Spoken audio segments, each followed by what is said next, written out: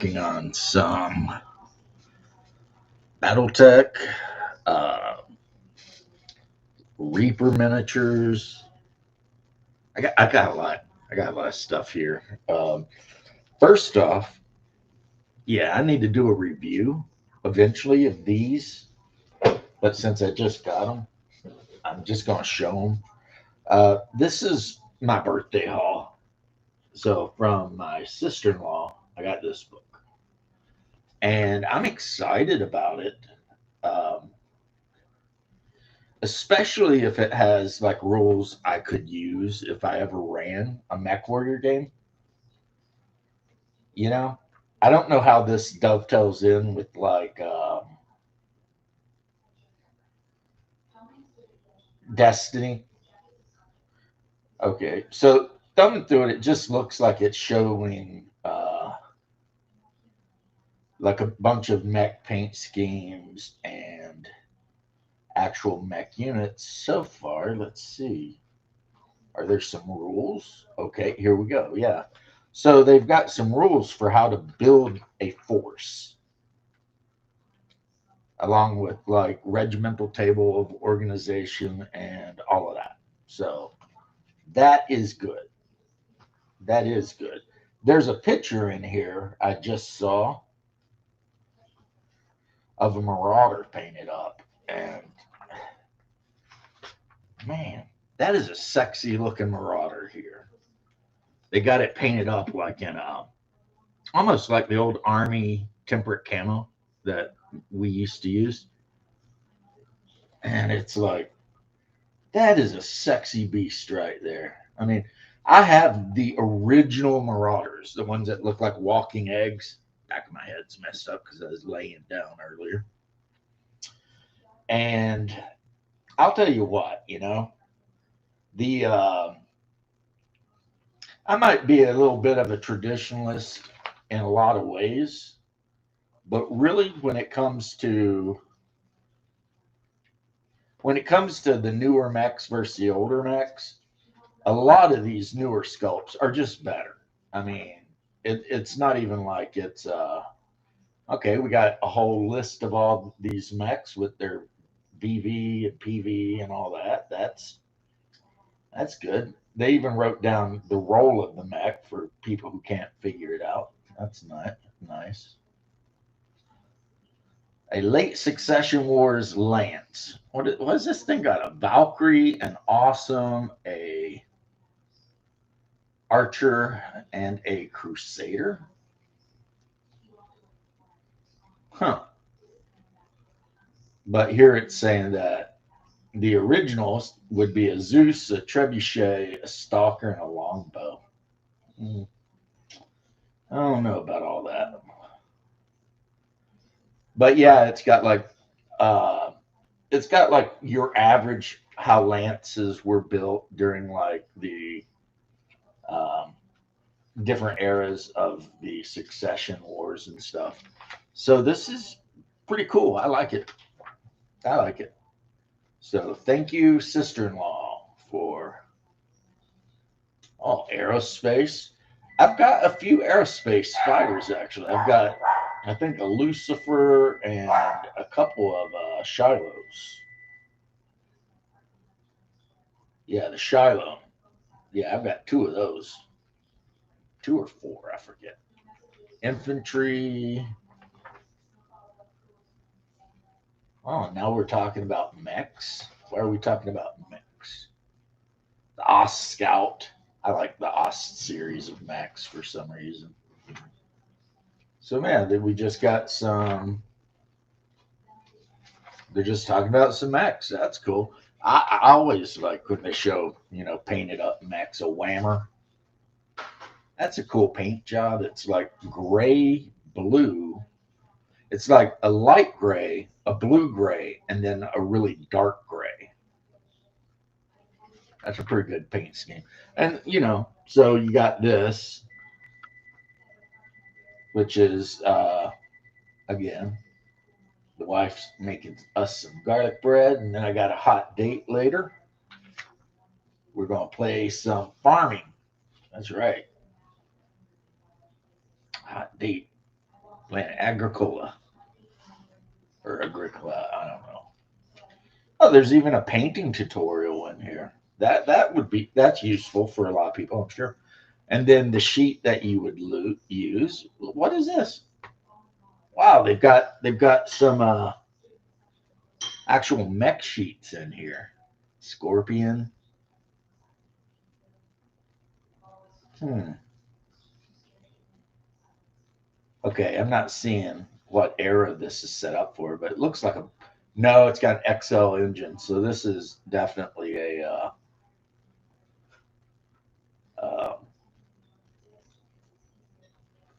3050 design. Yeah, these are all 3050 designs. It looks like.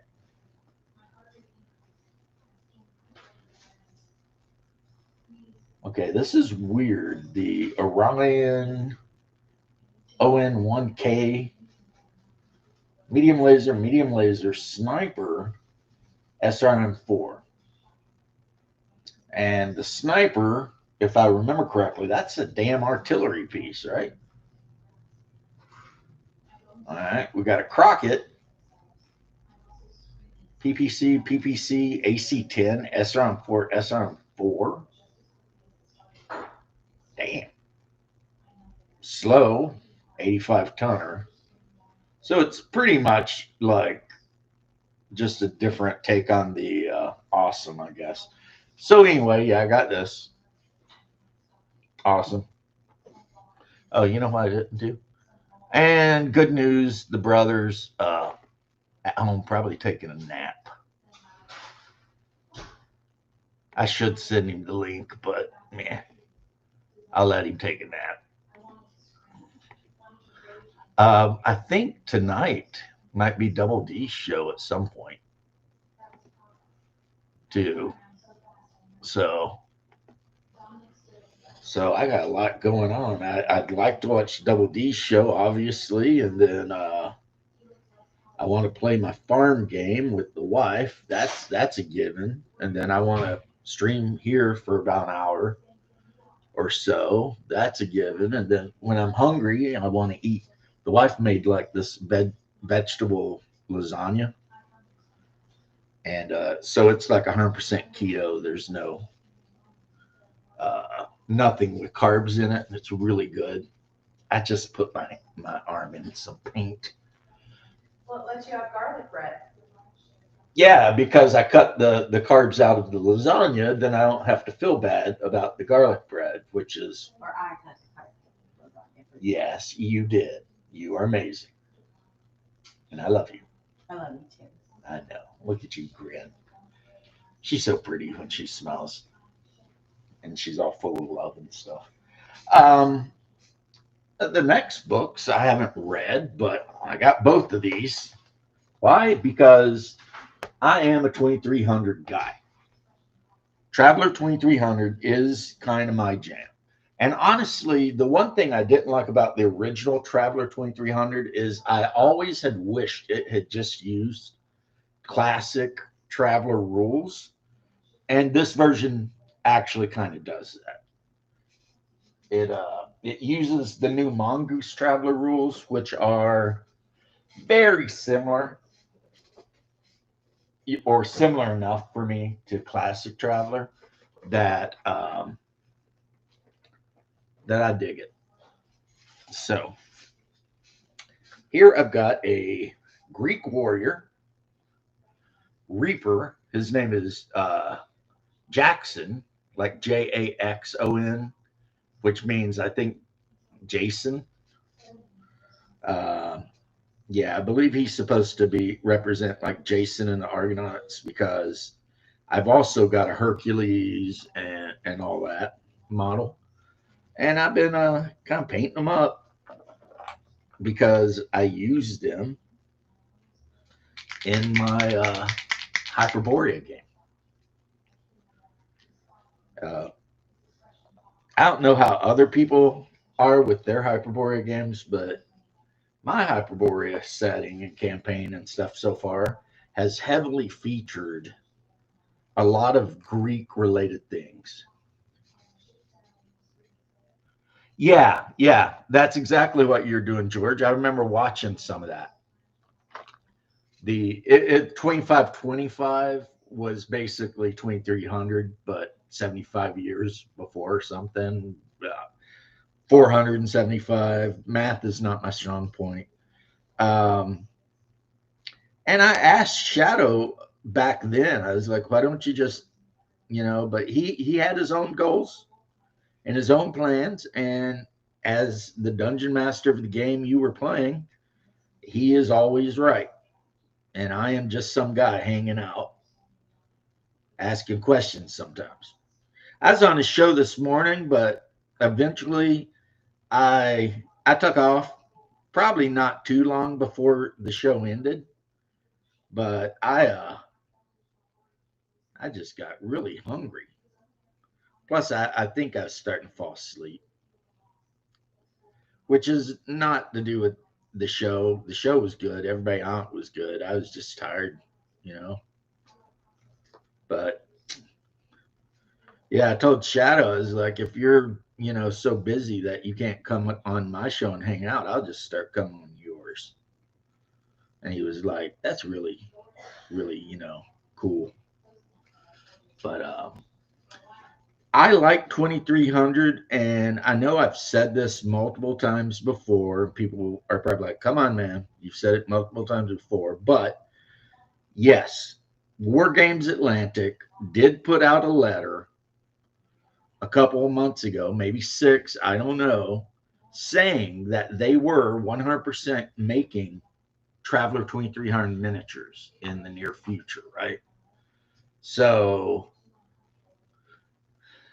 I'm imagining that means Kafer, because a lot of the miniatures they already put out could be used for 2300, like the Ura guys and whatever. They would, like Space Nom or whatever, they could all easily be used. But you would still, if you're going to play during the timeline, uh, you would still need miniatures to represent the Kafer.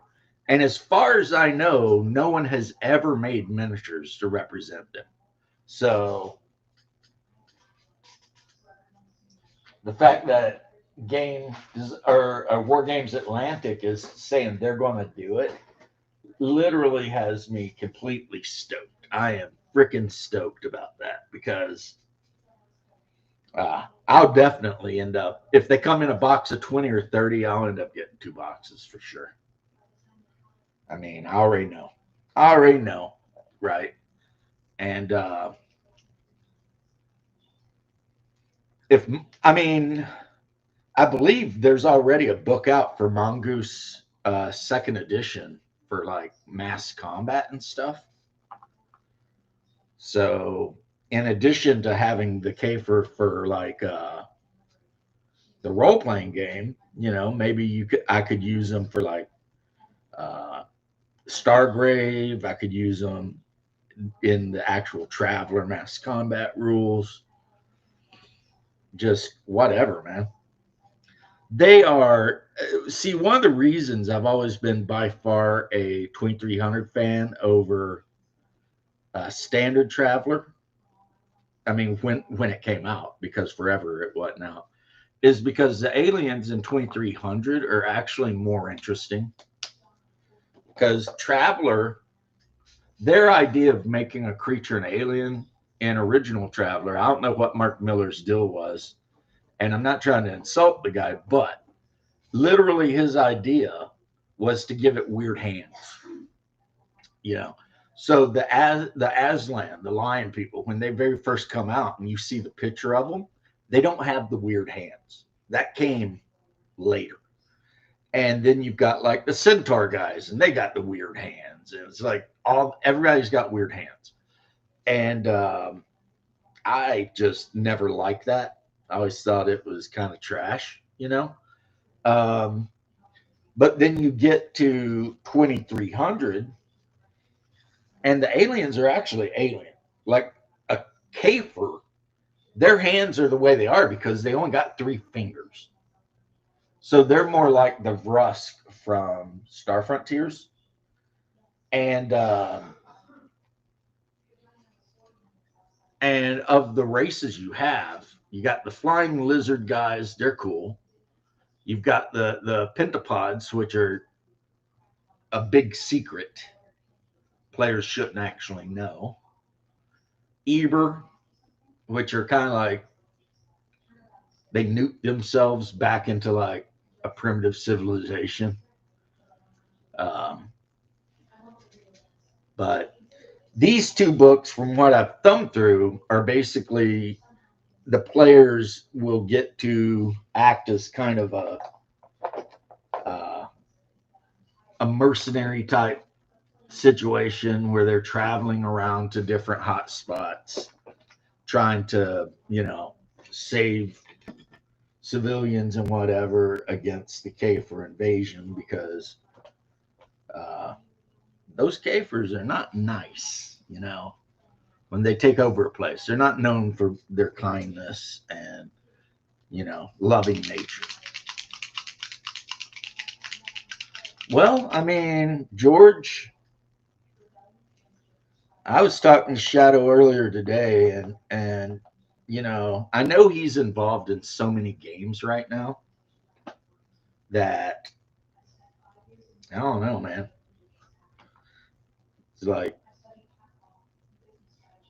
yeah, hopefully he will run that game again for you, and I'm really glad you had a fun time with it too. I mean, Traveler is, in my opinion, a very overlooked RPG. And I know it's like always been like just on the edge of popularity, really, but it never quite pushes over, and that's kind of too bad. Other than that, I hope you had a good Easter if you celebrated Easter yesterday. Um, and yeah, yeah, it's good to see you, George. We had a pretty good stream here yesterday. Dean was here. We just chatted about a lot of things. Bruce dropped in for a minute. It's always good to see Bruce.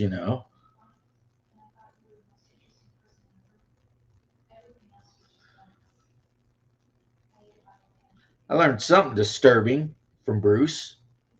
Apparently, Janet from another planet hates Willy's Wonderland so bad she walked out of a movie theater. And I'm like, wow, because I love that movie. So that is definitely something, huh? All right, so this is going to be a really simple paint job, guys. I'm basically just painting up like a Spartan or whatnot, and that's just going to be it. No big deal. And I'll do his base probably in just, it's a textured base already, so I'll probably just do the base, like stone, and he'll go in the box with all the other Hyperborea figures I've been painting, which is a lot. Um, yeah.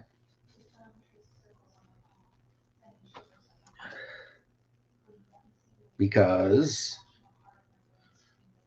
I mean, those of you who know, but if you don't know, in Hyperborea, it's humans only, but it's actual human tribes from Earth, from like ancient times.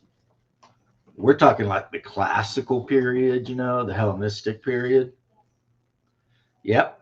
There are Greeks, Romans, Carolingian Franks, Celts, Cimmerians, Eskimo, Yakut, Tingits, which is like the Indians that live in Washington State, the Salish and all that.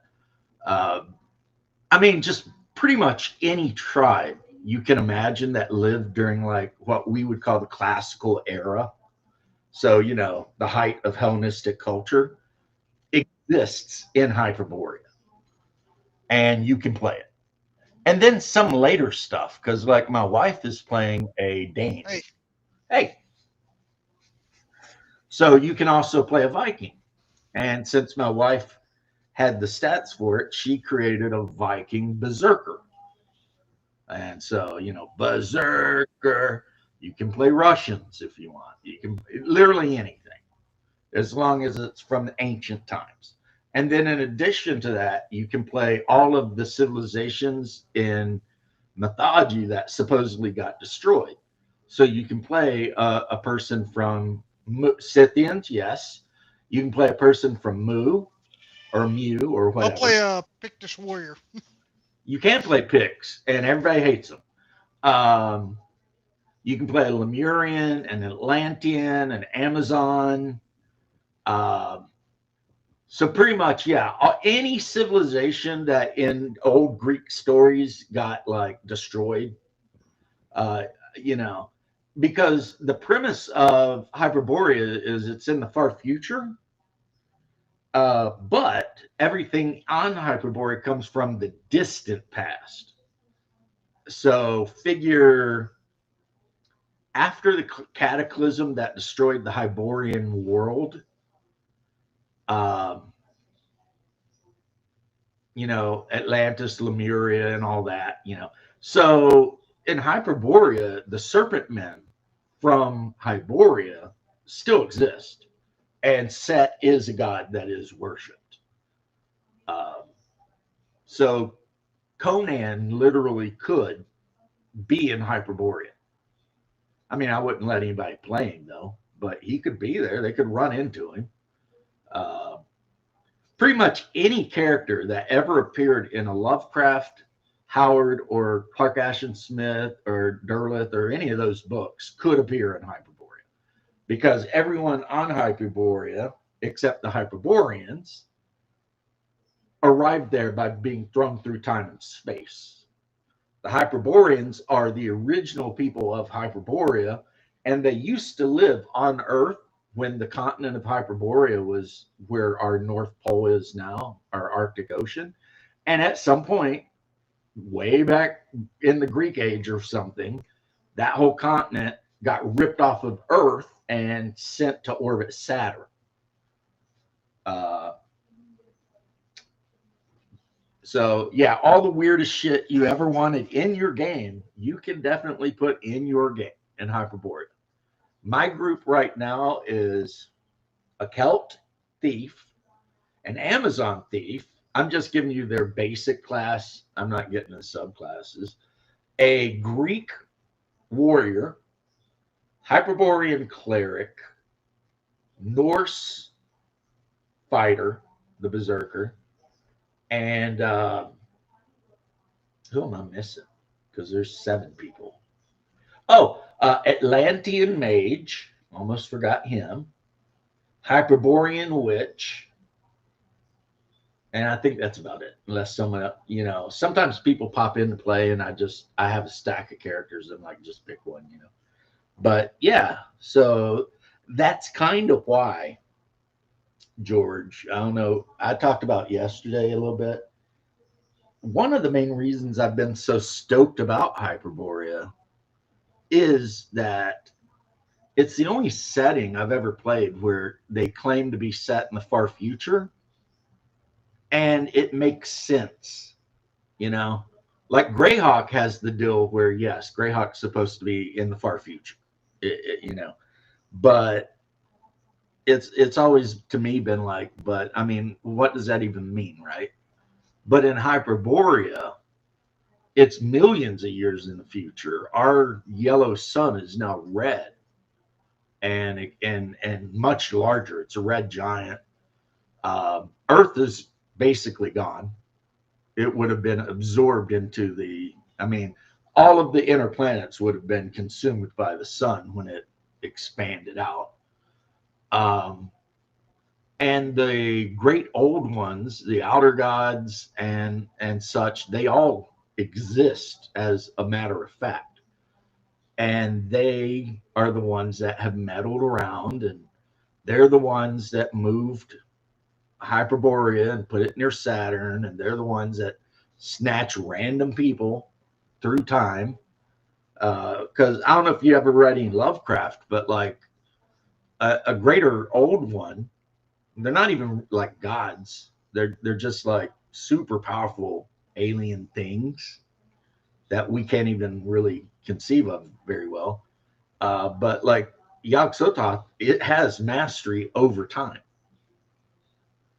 So yeah, that guy can snatch people through time all day long, and apparently others can too. So yeah, like the Eskimo there in Hyperborea were all Cthulhu cultists from Greenland that Cthulhu drugged to Hyperborea. So there's a lot going on there. So Tim, Yep, how are you? good. Yesterday we played our. I played Bubba's game. Nice. Our dwarf did not have a good time. Does that mean he died? No, he didn't die, but he was not happy. He lost both his magical weapons. Oh my goodness. Yeah, we fought some statue things that have that ability to make your weapons explode. Yeah, yeah, yeah. And both times when he attacked, they exploded. Man. He lost his dwarven thrower and a +2 axe. Yeah, but you know what? He lived. Yeah. He lived. Now he's using my cleric's mace so he can use the shield. Right. Oh god. Because I mean, given the choice of like, dying or losing a weapon or two, shut up. Shut up. I would choose losing the weapon or two. Fair, but I mean, I did the smart thing and not attack my +3 Fair, no. defender. I was like, I will be a wall. I will make sure nobody gets hurt, but I'm not attacking that. Mishka. Yet. You blame me for just going like, I do not want to attack. I will just sit here and block the damage for my teammates. Well, I mean, I don't know. That's not a unintelligent move. I did mean, not want- at that point, maybe people need to realize that having like a couple of spare weapons around is always a good idea. Yeah.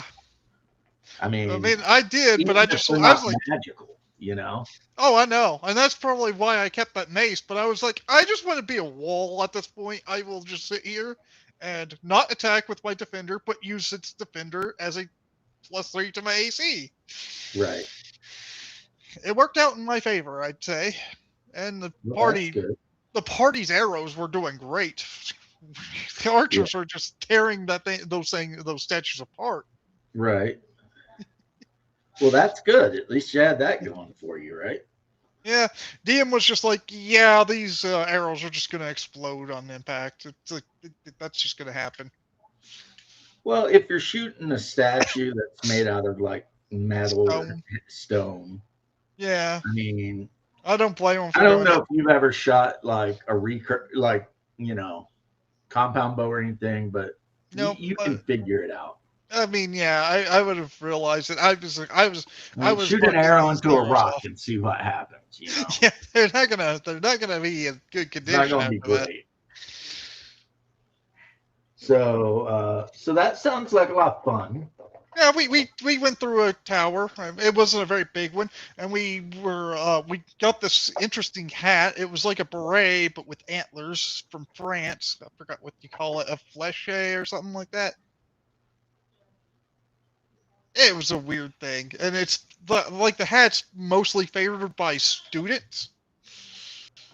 Huh. So there was that. I wore it because I wanted to see if it was magical. And now you're a girl. Right? No, it didn't change anything. No, the headgear, I think, changes your alignment. You need the belt. And that's what changes your actual sex. You know. Not saying that's what you would want to happen, but I mean, it could happen. Would be the first thing that happened to me. I'm pretty sure that item exists in that game, probably. Yeah. It wouldn't be the first time that happened to me either. Yeah, didn't you have your halfling character or something get turned into a lady? Yeah, for about a week. It was a weird magical. It was like a weird random event from a magical item. Yeah. It changed my character to female for a week.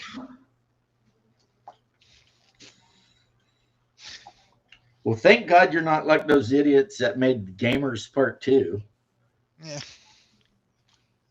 because the one guy decided to play a female character.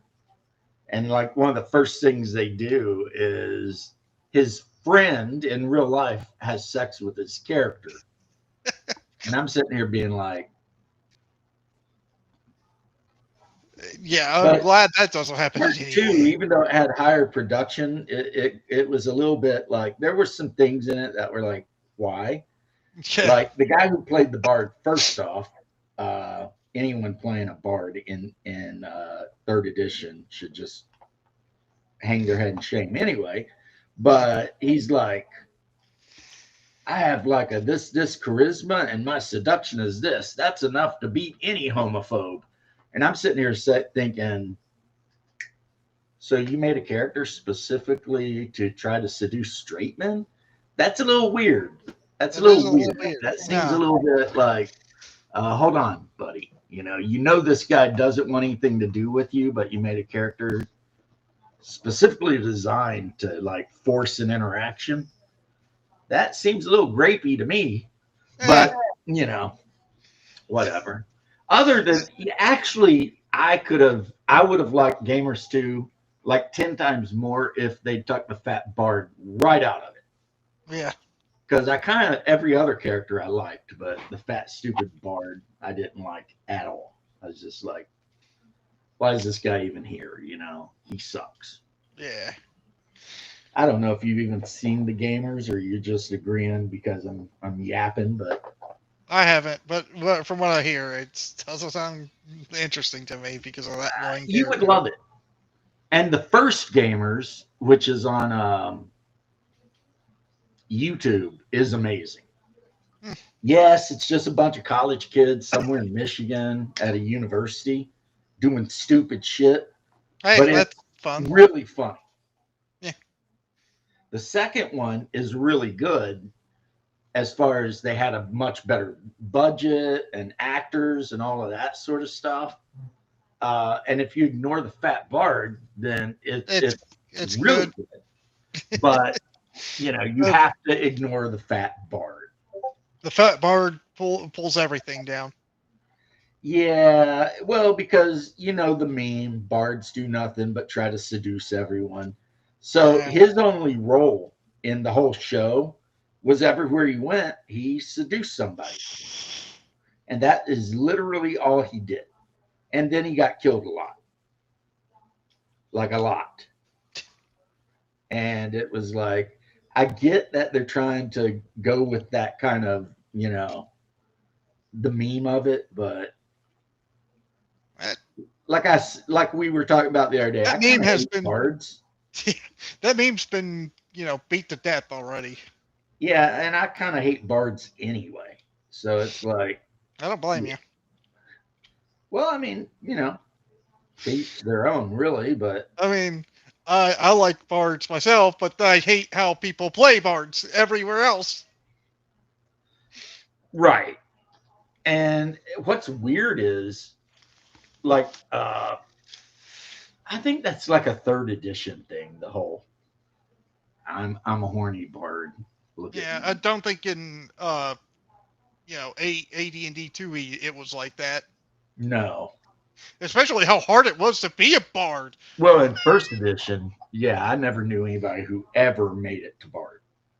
Like for AD&D, you have to be 3 different classes, get to like 6 was it 6th to 9th level in each of them. It was either 6th or 5th Yeah, level. it was like you had to be a thief, A thief, a a fighter, fighter, and then a and a druid druid. or something. Yeah. Yeah.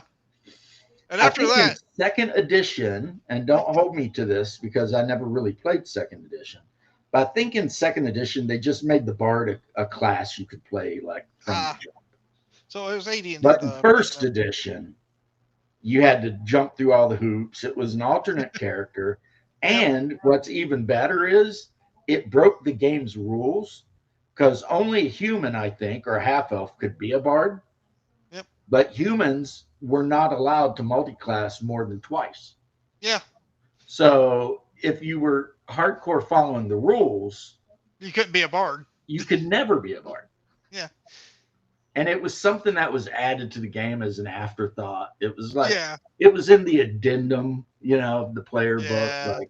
You actually had to have better stats than the paladin, which is Well, ridiculous. the thing with the paladin is what made the paladin such a pain in the ass in first edition is you had to have a 17 charisma. Yeah, which is weird because the bard didn't need as high of a charisma. The Right. paladin would be, on average, more charismatic than the bard. The only time I ever seen anyone ever play a paladin is if they rolled multiple high attributes. Yeah. And then they could be like, I'll put the 17 into charisma and the 16 into con. And then they might be kind of decent. But if you rolled mostly average, but got 117 or 18, you're an idiot to play a paladin. Play a fighter. Yeah. Now, throw that 18 into strength or con. Me personally, I like con because I like hit points. And yeah, you'll have a lot more fun. But having a character with like all 9s, 10s, and 11s except for 17 charisma is like, yeah, you kind of suck, dude. I mean, you can talk and you can lay on hands. That's nice, but you could put that 17 in wisdom and been a badass cleric, But yeah, so in Hyperborea, you can be a paladin, and I don't think they're that hard to beat. No, I have to double check. It seems like the old school game really made you work for certain classes. Well, they did because those classes, if you got all the attributes, because remember, the paladin also, I think, needed a 15 wisdom and like a 13 and something else. Yes. I mean, it was, you ridiculous. needed just a lot of stuff if you wanted to be a paladin, right? But also the same for bard too, because you But still they need were to hide badass. that lot. That's the thing, though. Yeah. The paladin was badass. Okay, there's the ranger. They made like 3 characters out of the ranger in this game because you got a ranger and then you've got like a beast hunter, which is like a ranger, but all it does is hunt down monsters and kill them. No, And then you've got the scout, which is basically a ranger if it started out as a thief instead of a fighter. now Shadow, he's having a hard time picking out what he wants to do in the Greyhawk game. Well, let's see. In order to be a paladin in Hyperborea, you need a 9 strength, a 9 dex, a 9 wisdom, and a charisma of 15. So, still need that high charisma. And if your strength and charisma are 16 or higher, you get a 10% XP bonus. Hit die 10. Must be lawful good unless you choose to be a fell paladin, which case you must be lawful evil. So they've got divine protection, a bonus to strength feats, healing hands. They got to go by a code of honor, even the evil ones. Horsemanship, sense evil, valiant resolve, weapon mastery, righteous wrath. Yeah, I don't know. I think I'd just rather play a fighter. George asked about Scythians. You can play Scythians probably. You can play Scythians. Yep, sure can. You can play Huns, Mongols. You could play... Humans? Well, you have to play humans. No, There is a thing on Hyperborea that I never really talk about, but I probably should, called the common man. No, And James, the common man is basically a human that has been intermarried or mixed or whatever to the point that they no longer draw any sort of ethnic lineage to Earth. They are literally just the people of that land, you know. And so they could have Celtic blood in them, or they could have all kinds of stuff. They just don't know, and they don't care, you know. They're just out there living their life. But yeah, I know in my campaign there's a whole town of Romans that was founded by the 8th Legion or 9th, whichever legion vanished. And there's also Eastern Romans, Byzantium. There's a whole town of those guys, which means there are Christians in the game. But How about samurai? yeah, absolutely. The key is for the campaign is to figure out like a cataclysm that happened to a culture sometime in the past. Fast. And then that's how they got there. Like all of the Vikings on Hyperborea are descended from the fleet that went missing under Leif Erikson. Okay. At what time period are they is allowed? What's the latest Basically date? classical up to like Dark Age. Okay. Like, do you know what year date though? I'd say probably anywhere before the 11th or 12th century. 11th and 12th century. I could probably do something with Himiko then. Maybe say that she was a sorceress or something. Not in my Something game because I don't allow cross-dressing. No, I don't mean playing as Himiko. I meant like something with Himiko caused your character to go to this place. Well, I mean, it depends. If she vanished in some weird way or something, then yeah. Like I was thinking of more like your character was like probably vanished by Himiko than playing as Himiko. Yeah, I mean, they have like the people of Mew are 5 foot tall, very, very dark skinned with straight black hair, and culturally, they're kind of East Asian. And, you know, like they have a lot of dragon statues and stuff, and they have a fondness for jade and all that sort of thing. I mean, with Mongols, I mean, I could see the Mongol invasion of Japan. That could have caused some of them to go to Hyperborea. Right. And then your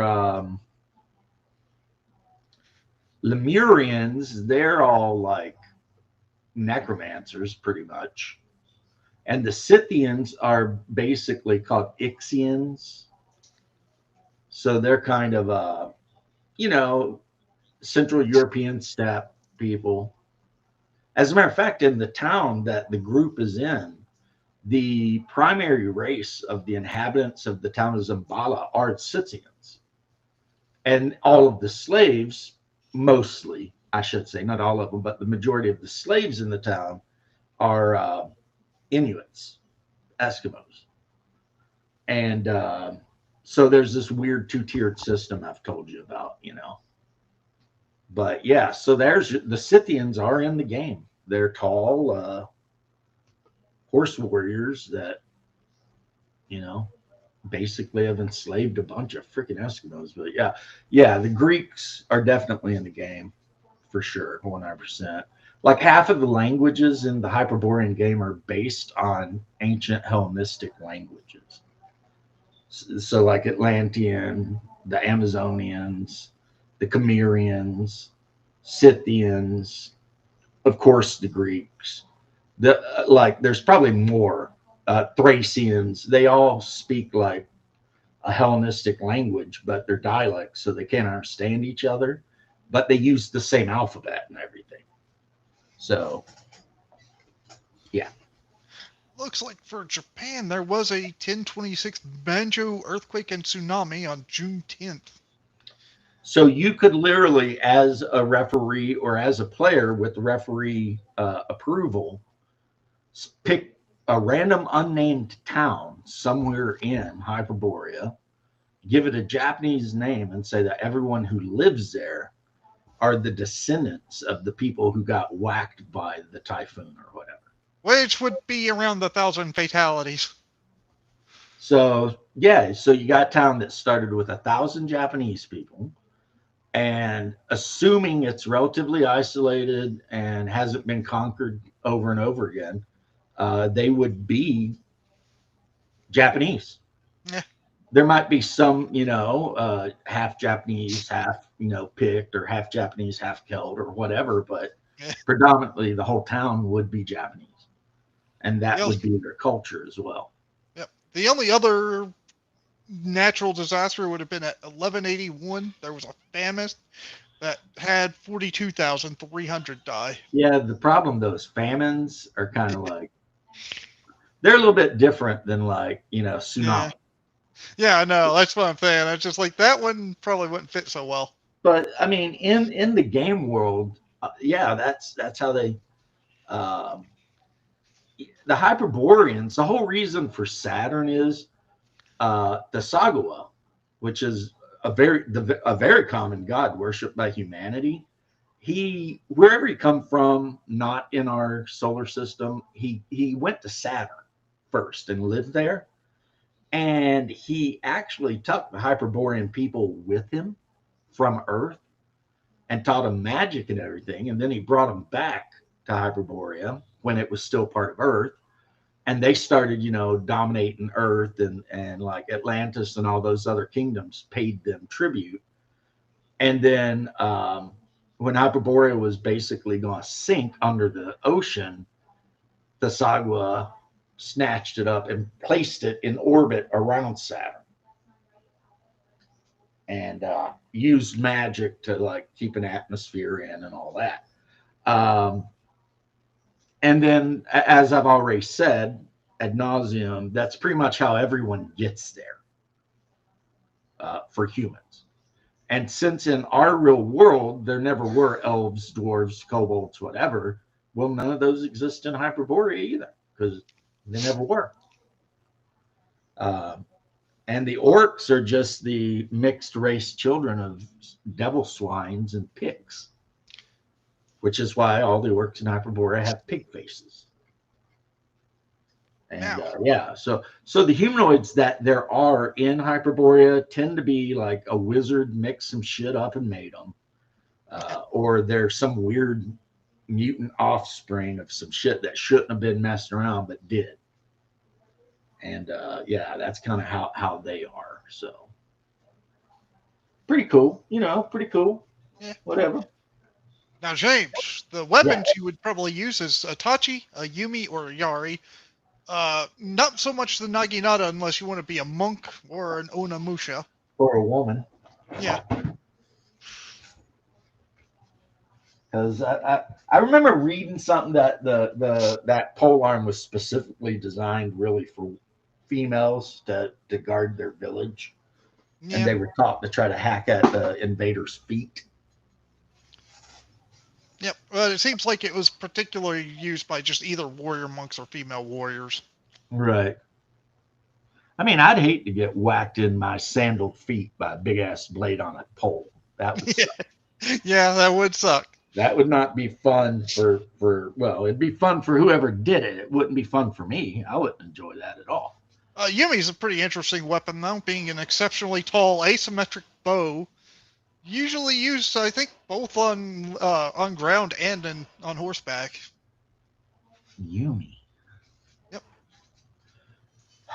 Now, the one I'm thinking about is the Daikyo. Daikyo? And it was it had like a long top but a short bottom. Yeah, that's a Yumi. And they used it on horseback, and they had their Zen archery. The arrow knows the way.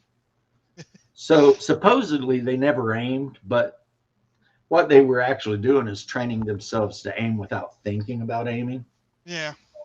And they called it basically, it was like Zen archery, Cool. The Tachi's like a pretty long sword used on horseback, though. Yeah, I don't know. I know in Hyperborea that there are a lot of Asian weapons listed under the weapons thing. Like, let me look here under weapons. We've got, where are we now? Okay. Tonfa, tridents, kukri.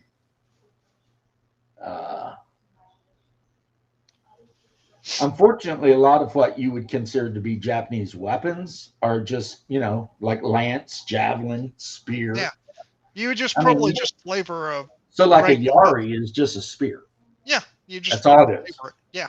But they do have, like I said, the tonfa, which that's like the wooden farmance implement that they turned into a. What's that? Was A that kung fu Japanese or weapon? I thought that was like Korea. I don't know, but it's a stick with a handle on it, Oh, I'll look it up because I and thought they that was more of a smack Korean. it. They smack you around with it, right? But scimitar long, scimitar short, and scimitar two-handed. That would be a wakizashi, a katana, and a what's a two-handed katana? That would be the. And then I'm a trying to remember. quarterstaff is a quarterstaff. A pike is a pike. Oh wait, I was wrong. Yeah, tonfa is a Okinawan weapon. Okay. Yeah, I thought it was something that farmers invented to protect themselves from like drunken samurai who would go running amok. William, how you doing, homie? We are just. I'm talking about Hyperborea, and I think Tim's talking about Japan. Yeah, I'm seeing how you would work this into Hyperborea, really. Like a Tetsubo would easily just classify in Hyperborea as a war club.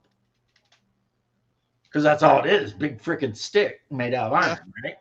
Yeah. Basically. Well, actually, And Tetsubos then are usually would be your Tetsubos are usually just wooden with like metal ball bearings inside of it. well, they're sometimes made out of very hard wood, and they have metal studs driven into them. Yeah, that's what I meant. Yeah. So that but that doesn't mean they're all that way, because in the fantastical realm of Rokugan, the Crab Clan are known specifically for using 100% iron Tetsubos, which Tetsubo literally does mean iron staff. Yeah. So now, the long sword that you were talking about is an Odachi or Nodachi. Okay. So yeah, like any weapon you can think of that would be Japanese is represented here, including a tonfa, which is only Japanese. I mean, that thing don't come. So if there's a tonfa in this book, that therefore means that Japan is represented at least a little bit. Means that some people from Okinawa had to have ended up on Hyperboreas somehow. Yeah. Mainly probably that one disaster I told you about, where it was like a big, like. And then, of course, you've got the falcata, which means obviously the Greeks are represented because that was the weapon they used. And you've got the castusis. That means the Romans are there because that was it was a gladiatorial weapon. Yeah. Now, that Odachi is like 35.4 inches long. Yeah, those big ass swords. When I played L5R, I think one of the guys actually used one of those big ass things. It's hard to draw by yourself, actually. They like the samurai who used that usually had to have a friend help them unsheathe that weapon. Well, they were supposedly designed to take cavalrymen off their horses. Yeah.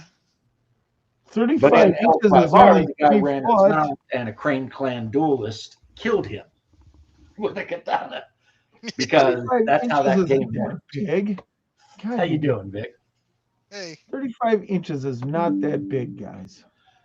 No, that's not that big at all. If the blade is that long, how long's the handle?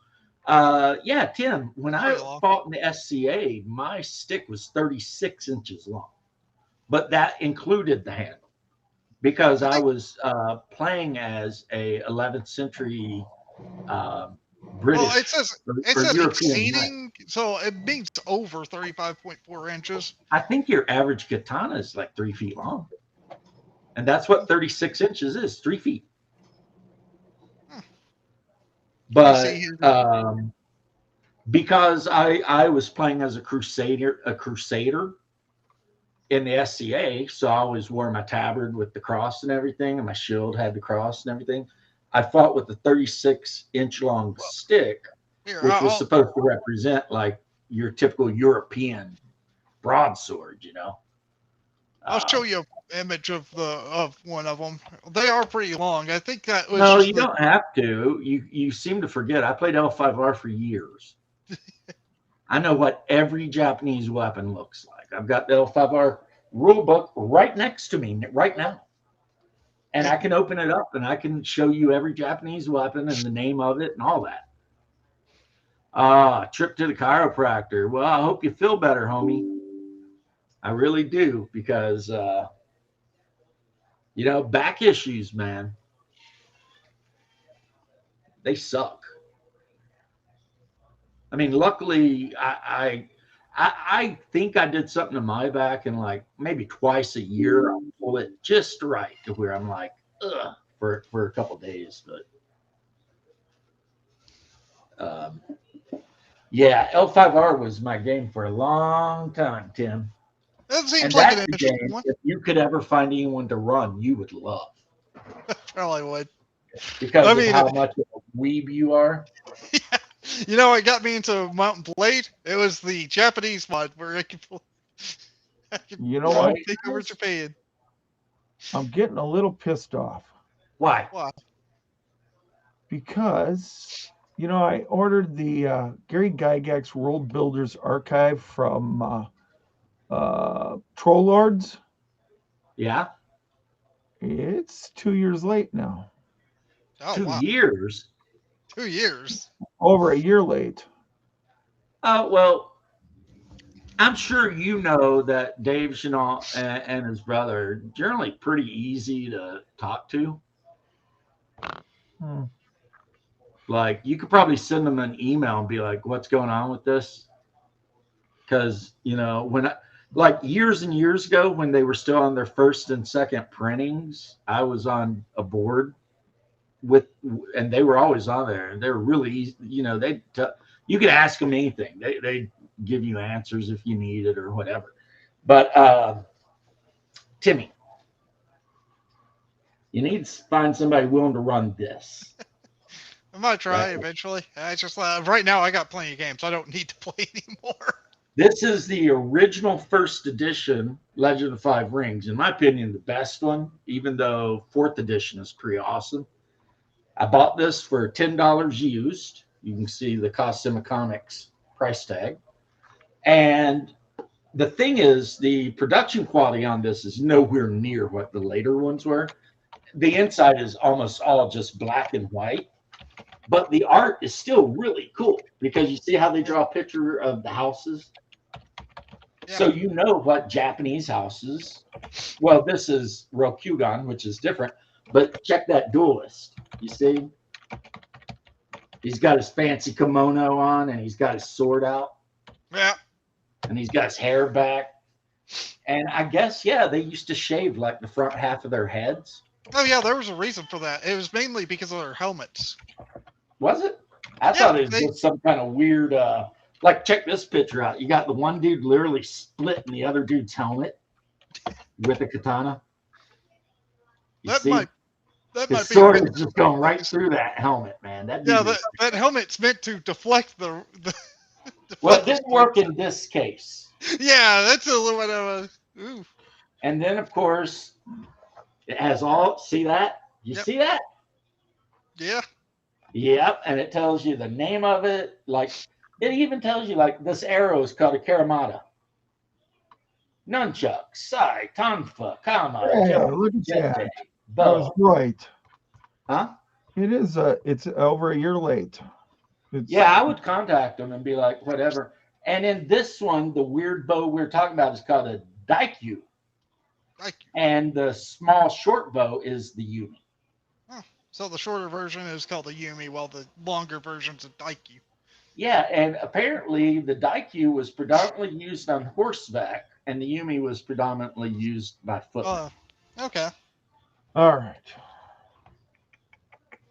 Yeah, talk to me, Vic. I'm not ignoring you, man. No, I'm working on stuff here too for Dave Con. I'm running the, I'm doing the module myself, Yeah. and there is a point that how do I want to say this? There's a point that Ah, the characters get to, they got to either go left or right. And I'm wondering if I shouldn't just say, if you go left, you're stuck. If you go right, it's the easier way. I don't know. It's one of those conundrums, man. You know what I'm saying? Shardazar likes Bushido. Do you like Bushido more than L5R because of the rules, or do you like it better because you actually just wanted to play in a realistic feudal Japan?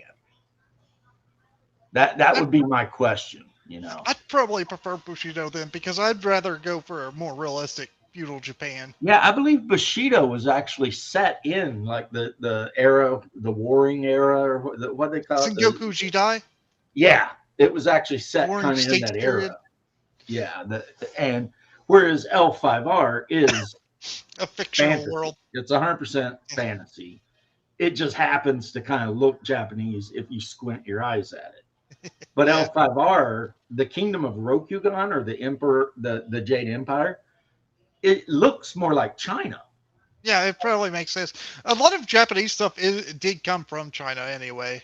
Yeah. So you've got like the coastline and this Well, big you empire. know that Japanese are actually Korean. I mean, they're of Korean stock. So I mean, Yeah, most. Something like that, yeah. And It- off the coast of Rokugan, you have these islands called the Islands of Spice and Silk or whatever. And the people who live there, they are basically Koreans. Yeah. And they worship Otosan, the god of the storms, or something like that, or the kami, because it's all about kami, Shinto, which I or guess in Shinto Japan religion. means like a spirit. Kind of. They are gods in a way, but not in the way usually being said. Yeah, because the religion in L5R is predominantly Shintoism. Yeah. But the Dragon Clan is predominantly Buddhist because they live way up in the mountains and do the Shaolin type shit. With Japan, they actually mixed them both in and became like Shinto Buddhists. Right. Which is weird. So the rules were okay, but that's what I thought, Shard, is that you probably just wanted the more historical feel. And I get that. I really do. And I don't, okay. I mean, personally, I like the, ninjas with flaming katanas jumping around and tattooed men spitting fire and bouncing around bamboo limbs. I But made some guys in my campaign. I call them the guys just call them the Hayas. They're temple guardians, yeah, and they're actually funeral, like a funeral guardians or tomb guardians, and they're 4 foot tall. They've got regeneration, and they bounce around like they got dexterity of 21. And my players hated them. I mean, just they're here, they're there, they're what? I can't keep yeah, up I don't with think them. I'd like that. It's like, sorry guys, that's just the way it is, But one thing I would like about the Bushido thing is that you could technically play like a Japanese, like a samurai Christian, and get to try to Christianize Japan. Yeah, I bet you probably could in Bushido. L5R, that's not even an option because it's Yeah. not even our world, really. No. And even the culture of Rokugan, it's kind of like mostly by huge margin Japanese, but there's a lot of Chinese and Korean thrown in. You'll see that So, technically in real life, really, actually. Japanese, a lot of their culture did come from China.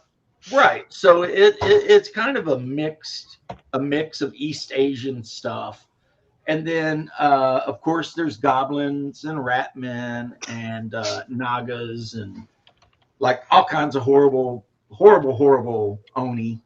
Heck, I mean, Japanese language kind of came from like the writing system came from China, really. Right. Well, in L5R, cartography or not cartography, calligraphy is like a huge skill. Yeah. You know, because during the winter time, when no one's out fighting or anything, noble lords will invite their fellow nobles to what they call the winter court, and you'll spend like however many months at some noble lord's castle, and that's when there's going to be a lot of you know, like backbiting and gossiping, but also there'll be like tests of skill, like who can you know, do the best calligraphy and stuff like that, and you can actually gain and lose a lot of honor during the winter court, you know. Yep. And there's not really supposed to be combat during the winter court, but that doesn't stop somebody from. I mean, it doesn't stop people from challenging each other to duels. I'm gonna have to go though. Dinner's I'll ready, catch you later, homie. And I gotta get ready for Bubba's or not Bubba, Bloodsworth games. You do that. Have Same. fun. Bloodworth. Yep. Yeah. God, does he even work anymore? Who? Bloodworth? Yeah. I think it's summer for him. He's a teacher, remember? No, he's a janitor, I thought. Well, whatever he is, I know his wife had to go back to work, but he didn't this week. Oh. So yeah, so he's been chilling like a villain. But he was on with Shadow and I earlier today. Even though, to be honest, after a while, I think I started falling asleep. Yes, the clans in L5R do represent, like the Lion clan and the All right. Crane clan are definitely Japanese. The Unicorn clan is like Mongolians or whatever. The Dragon clan is Chinese. The Phoenix clan, I'm not sure. The Crab clan may or may not be a mix between Chinese and Japanese. Crab clan's my brother's favorite. Lion is mine. But yeah, it's a good game. It's a good game. I mean, no one around here wants to play like an Asian themed game, unfortunately, but Well, they don't want to get out their Oriental Adventures game. Oriental Adventures. well, the only Oriental adventure they may have is if, yeah, I see that. The only Oriental adventure they may have is if they ever sell a ship to Lemuria. You know? Which is weird because Lemuria is like a mini Hyperborea. On the actual main Hyperborea map, Lemuria is 1 hex across, which makes it 24 miles. But once you cross the border into that hex, it's 10 times as big. Mm-hmm. So even though it's only a 24 by 24 mile hex, when you get in it, it's 240 miles. But only when you're in it. Mm-hmm. And yeah, the Lemurians and all that, they're pretty much Asian. Little guys with sallow skin and tonfas running around beating people up. But yeah, the thing, William, is I got into the L5R card game or role-playing game the same way like nearly everyone did. And that was I played the card game. Because at that time, Magic was really sucking. Everyone was getting blown out by Prosperous Bloom decks and shit like that. And when Legend of the Five Rings came out, everybody was like, oh, this is a neat game. And of course, I picked Lion Clan. And we started playing it, and boy, it took off. It got big. And then later, one of my buddies was like, "Hey, you know they make a role playing game?" And I was like, "Get the f out of here! Shut the front door."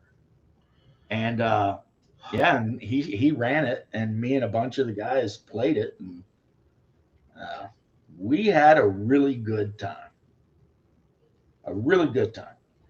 And because of that, even though I haven't played it since then, I still always buy whichever version has come out. You know, even though the last version disappointed me because it uses a stupid freaking proprietary dice that Fantasy Flight seems to be in love with for some stupid reason. I hate that. Those stupid ass dice. It's like, no, I don't want to roll a bunch of dice and look for how many lotus flowers I got.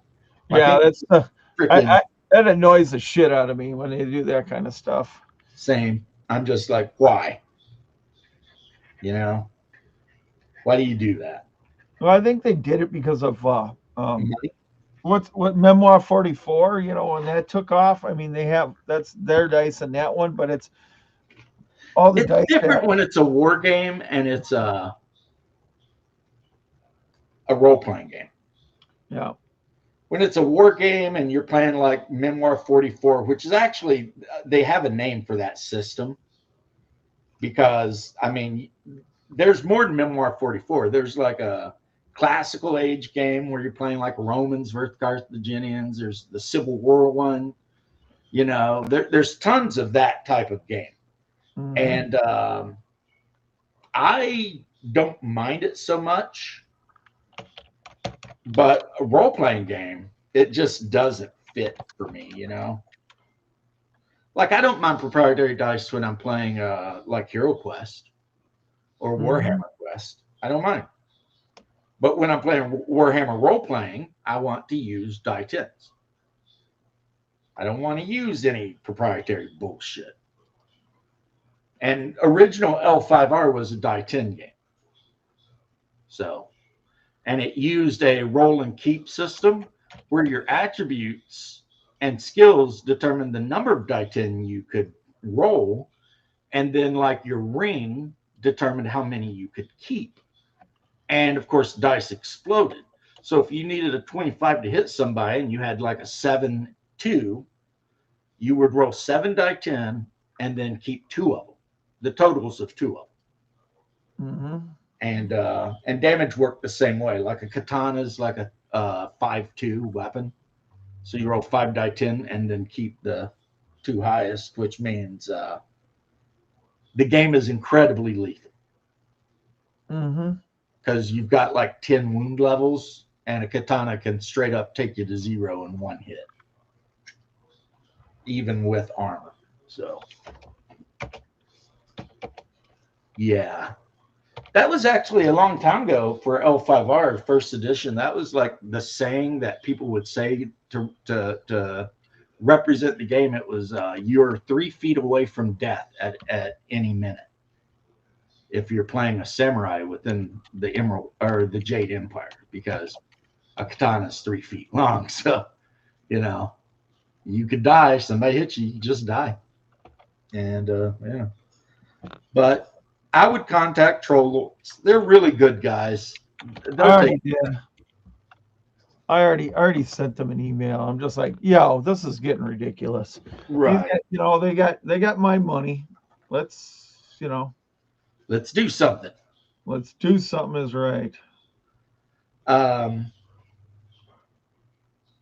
Yeah. And then, well, no ending. Yeah, there's no end then. I was going to say something, but I was like, don't need to be said, really.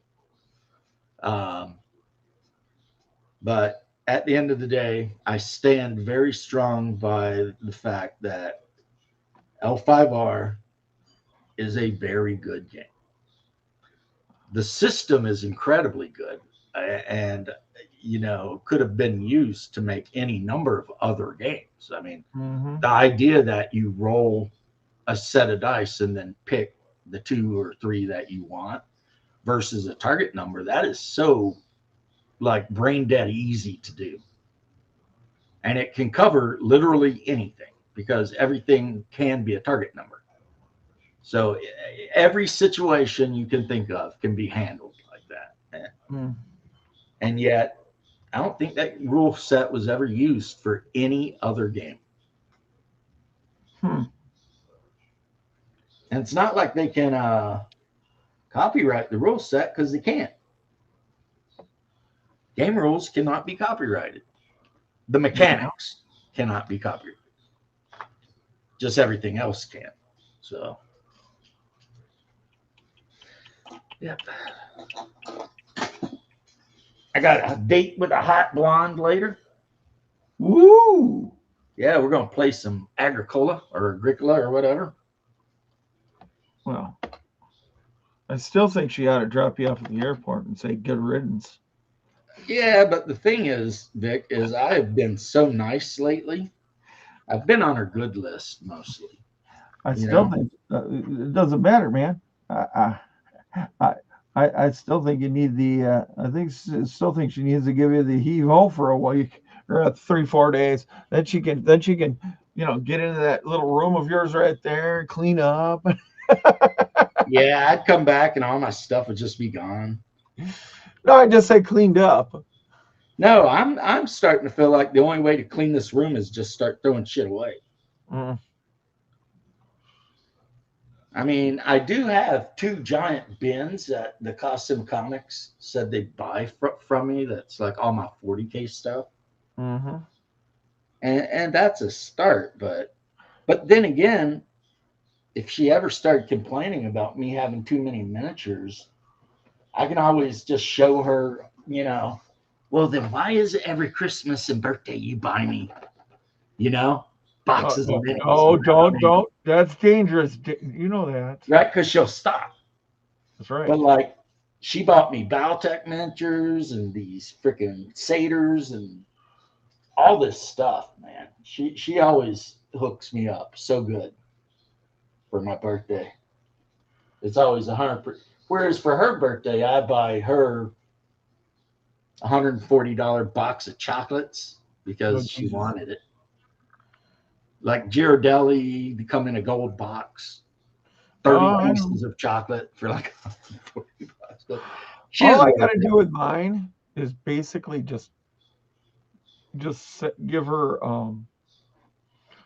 books. If I give mine books every time, man, she would just be happier than. You know what? Mine too. She loves books. There's like a couple of different series that she loves. So anytime one of them she don't have comes out, that's like an instant, pickup. Mm-hmm. Like one of them, and I ended up getting her all of them, I think that existed, is the, now watch me forget the name of it. It's the one about the wizard that lives in New York. You mean Chicago? Wherever it is. He lives in a big city. Jim Butcher? Jim Butcher? Yeah, Butcher is the writer, I think. Yeah. The Dresden Files. Yeah, Dresden File. So I got her all those. Yes. And we watched the series together, and it's all right. James? Huh? Do you get them signed, though? No, I bought the set that had all of the books. Right. You need to. I don't even know where that guy might even be. You need to get them signed, though, and then she'd really think it's special. She probably would. See, then you're doing the what do we say this? You're going above and beyond. Just getting the books from Barnes and Noble is one thing, but if you get it signed, well, then they go, ooh. Well, maybe I'll have to keep an eye out to see if that Butcher guy ever surfaces anywhere. He does. He was in Florida, I think, signing. See, I missed it. That's why now all of my Gary Gygax books, I think of the 5 of them, 3 are signed. Yeah. Because I've got all of the Gord the Thief or Gord the Rogue or whatever books that Gary Gygax wrote. I think one of them says with help from Gary Gygax or Ernie or whatever. Yeah. But yeah, those ones were signed because a buddy of mine worked for TSR, you know, at the end of the first edition, beginning of the second edition thing. Yeah. He is an editor. So anyone would even know, you know, a drone sitting in a box editing and, you know, proofreading. But it did allow him to get those signed, and he did go to Gen Con numerous times and was like part of Gary Gygax's little entourage, you know, so Yeah. that's cool, I Yeah. guess. Ugh. I ate charcuterie. I'm full, but my wife cooked something and I really want to eat it. But if I eat it now, I will probably be sick. This is my problem today. Yeah. You got issues. I got some issues. So I got to wait probably an hour or so, and then I can eat. She makes lasagna, but instead of using pasta, she uses like thin sliced dried zucchini. She's trying to keep it healthy. Well, it's keto. It's 100% keto. There's nothing in it that's, you know, carbs. And which means I can eat it and have garlic bread. There you go. You see what I mean? I could, you know, because if it were normal pasta, I probably should skip the garlic bread because I don't want to go too crazy. But because it's super healthy, I can have garlic bread. And I love garlic bread, Vince. Let me tell you, Vic. I love garlic bread. Oh, I got garlic bread up on my oven right now that's been sitting there, and it's wrapped in foil, and every day I have a piece of that stuff. So it's just like, oh, garlic bread, it's got to go. It's in my stomach, you know? Well, the wife and I, we go through so many jars of garlic in like a month. Because like pretty much any kind of meat that I cook is going to have just a shit ton of garlic in it. You know? It's like, just, I don't know. It's just how I am. And if it's pasta sauce, it's going to have garlic all over it, you know? Yeah. And one thing my mom taught me is you take like the garlic bulbs that you buy and you saw the bottom off and you put face down in a pan with some olive oil and you bake it. And after a while, when it comes out, the actual garlic, it's not called a kernel, damn it. The part of the garlic you actually eat. What's that called? The clove? Yes. You can literally just squeeze a bit of the bulb and that garlic clove will come out and you can spread it like butter. And that's pretty amazing if you like garlic. So, which I assume you do just because you're always eating Italian food. Yeah. I mean, I'm trying to make a custom banner right now for Dave Con. So when you walk in the hotel, you go, woo! woo! And then you go, oh my God, I think I know where this convention is going to be. You know? Yeah. I've got guy's hair and beard to paint. This is empty. I have only had this miniature for about 15 years. Yeah. So I got miniatures you can paint for me. I'm sure. I got boatloads of them. Boats, probably even.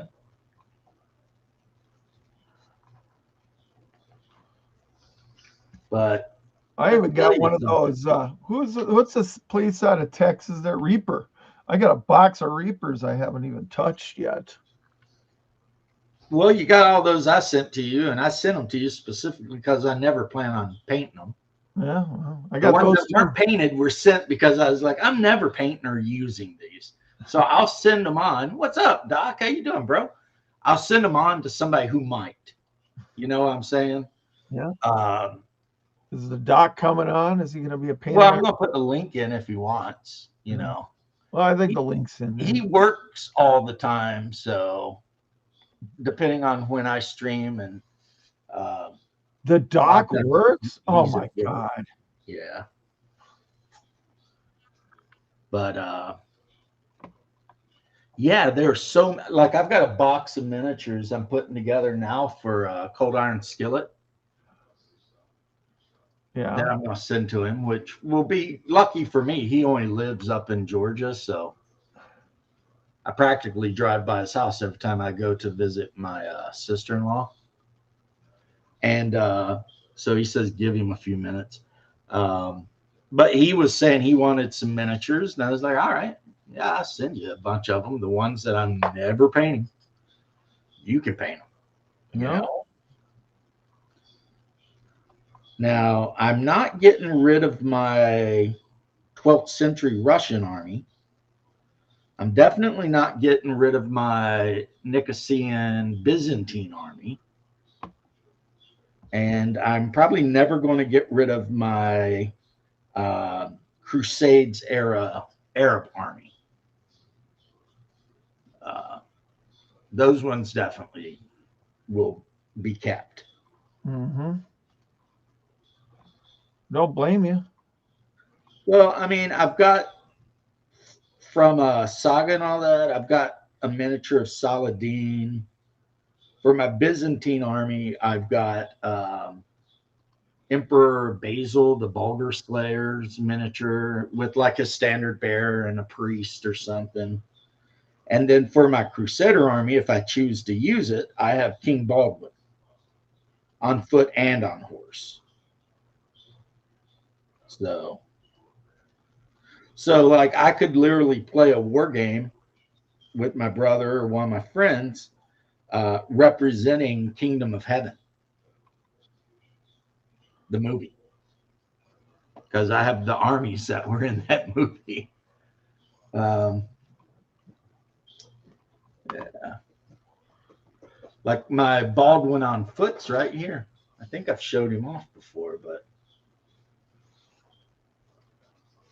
see if he'll focus in though. Probably not, because my camera's an asshole. But trust me, if you've ever watched Kingdom of Heaven, this is King Baldwin, the Leper King. He's even got his mask. Cool miniature. I love this miniature, and I've got him on horseback. And then here is, not for Baldwin, this is for my Byzantine army, a Varangian. And the Varangians were basically either Norse or Russian men who joined the Byzantine army and fought, you know, as heavy infantry and as the emperor's bodyguard and all that sort of thing. Mm-hmm. So, yeah. And this guy, boy, he is armored. He's wearing chainmail from his freaking nose to his feet. And then over the chainmail on his chest, he's wearing a lamellar coat. Mm. And then he's got a big ass Byzantine style shield and a hand axe and a sword in the sheath. So, yeah. Yeah. Hey, gents, how's it going? It's pretty good. How are you, sir? Hanging in. Yeah, been a while. How's it? Yeah, what's Yes, going a little on, bit. everybody? I'm just working on a banner for Dave Con right now, and it's just sort of a Dave Con's in a hotel with a staircase to go up to the convention, and I was thinking about hanging this big, huge 12 by 8 banner down the staircase so that people are like, whoa. You know. Will they let you do that? Oh yeah, I can do Random anything people I want. putting up banners. I'm No, invading. you've seen the Dave Con You've seen the Dave Con Monster this year, haven't you? No, I'm not even familiar with Dave Con, actually. It's for Hold Arneson. on here. Arneson, rather, it's named for, I assume. Yeah. Let's see here. Arneson, one of the two guys that almost invented D&D. But really, role-playing was invented by Colonel Wesley. Yeah. Who will be at DaveCon. So, and I will die on that hill. Actually, after watching the Blackmore DVD movie, yeah. that's when good. I came saw up with that. Are you wanting me to show this off? What? Hold on a second here. Let me see here. Okay, there's your thing. Yeah, I've got this linked on my Discord. I'm just trying if they got the picture this year. If they got the full. I didn't see it yet. But... Hold on. I'll Okay. upload it really fast, and then I'll send you a link. Well, you should be able to just like put it up yourself. Yeah. But it's easier if I do it this way. I can Do it however you want, man. But yeah, what's his name? Griff made the movie. Yeah.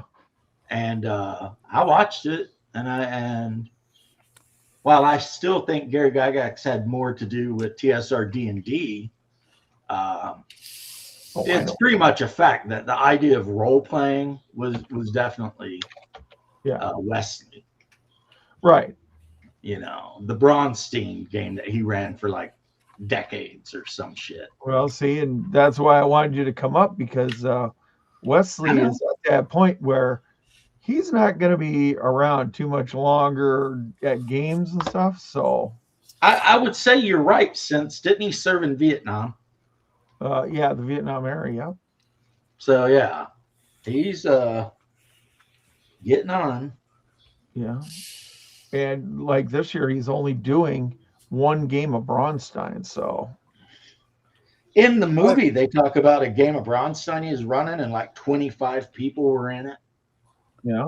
So you literally had like a guy who was just the baker in a town. That was his character. Yeah. And at some point, two guys got mad and decided to duel. So he just made them roll dice sixes, and whoever rolled higher won. Yeah. That's Wesley. Yeah, he's like, roll dice six. Oh, you rolled higher. You killed him. It's like, all right. That's pretty. That's a pretty nifty way to handle shit. Flip a coin. You know? Can you imagine? People would hate that if somebody actually tried to run a game where combat was just that like that. You know? Why? Roll a die, and they roll a die, and whoever rolls highest wins the combat. I don't know why people would get mad. I think that a lot of people would be agitated by the fact that it seems so arbitrary, you know? Now, in the context that he did it in, it's not arbitrary at all, since it was like the blacksmith versus a baker. Neither of them were like, you know, trained combatants or anything. They just decided to have a duel because they disagreed about something. I've been playing around with an idea for a combat system where instead of doing like turn by turn, okay, you get hit, you miss, blah, blah, it just kind of resolves the entire thing at once. It's unfortunate because it didn't work out as well as it could have, but Burning Wheel Basic works that way. Pretty much. The rules are very, very similar to like Shadowrun, kind of, you know, you roll like a bunch of dice. See if that helps you. See if that pulls up for you. Okay. I'm clicking on it. Oh, that's cool looking. Whoever did that art. Let's see if I can get it to load on the screen here. It's by Bill Hart. He's been doing my art for, this is the second year, and I've already started working on for next year, which will be a surprise, and hopefully it's as cool as we envisioned.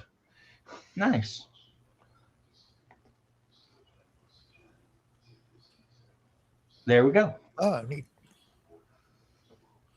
It's very old school. Yep. Yeah. It's definitely old school. Just what you want to see as an adventuring party coming out of the green mist or floating down at you. Probably not, honestly, but you know, Just like, oh shit, that's what I need. yeah. Nobody wants to run into just the random beholder. Yeah. But basically, though, in Burning Wheel, the most basic type of combat is you say what you're wanting to do, and they say what they're wanting to do, but you describe the whole thing. Like, I'm going to jump over this table and kick him in the face and knock him out this window, right? And then the opponent or whoever might say, I'm going to dodge the kick and throw him out the window. And then you roll against each other, and whoever wins did whatever they said. And there's no re-rolls or take-backs or any of that. So, I mean, it basically means the game can be very narrative, and it can also be incredibly deadly. Because, I mean, you can have somebody say, I'm going to stab that guy in the neck with my knife.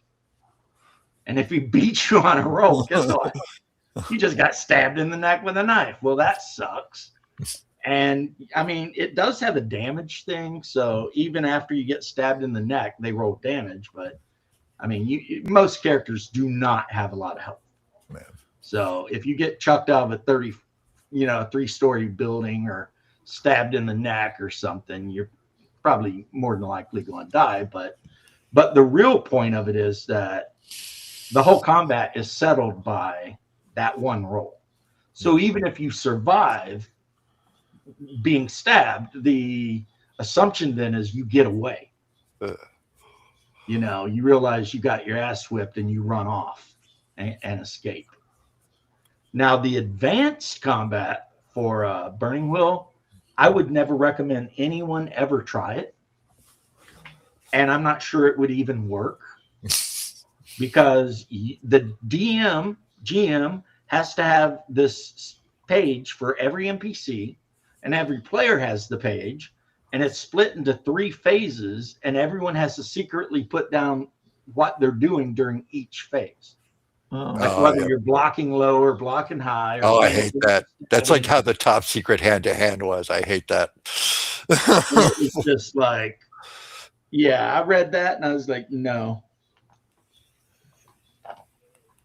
So, yeah, I'm not opposed to Burning Wheel. I think it could be a good game. I enjoyed reading it. Now, I heard the guy who wrote it's basically a tremendous douche nozzle, but whatever. But if I were ever going to run it, I would run with the basic,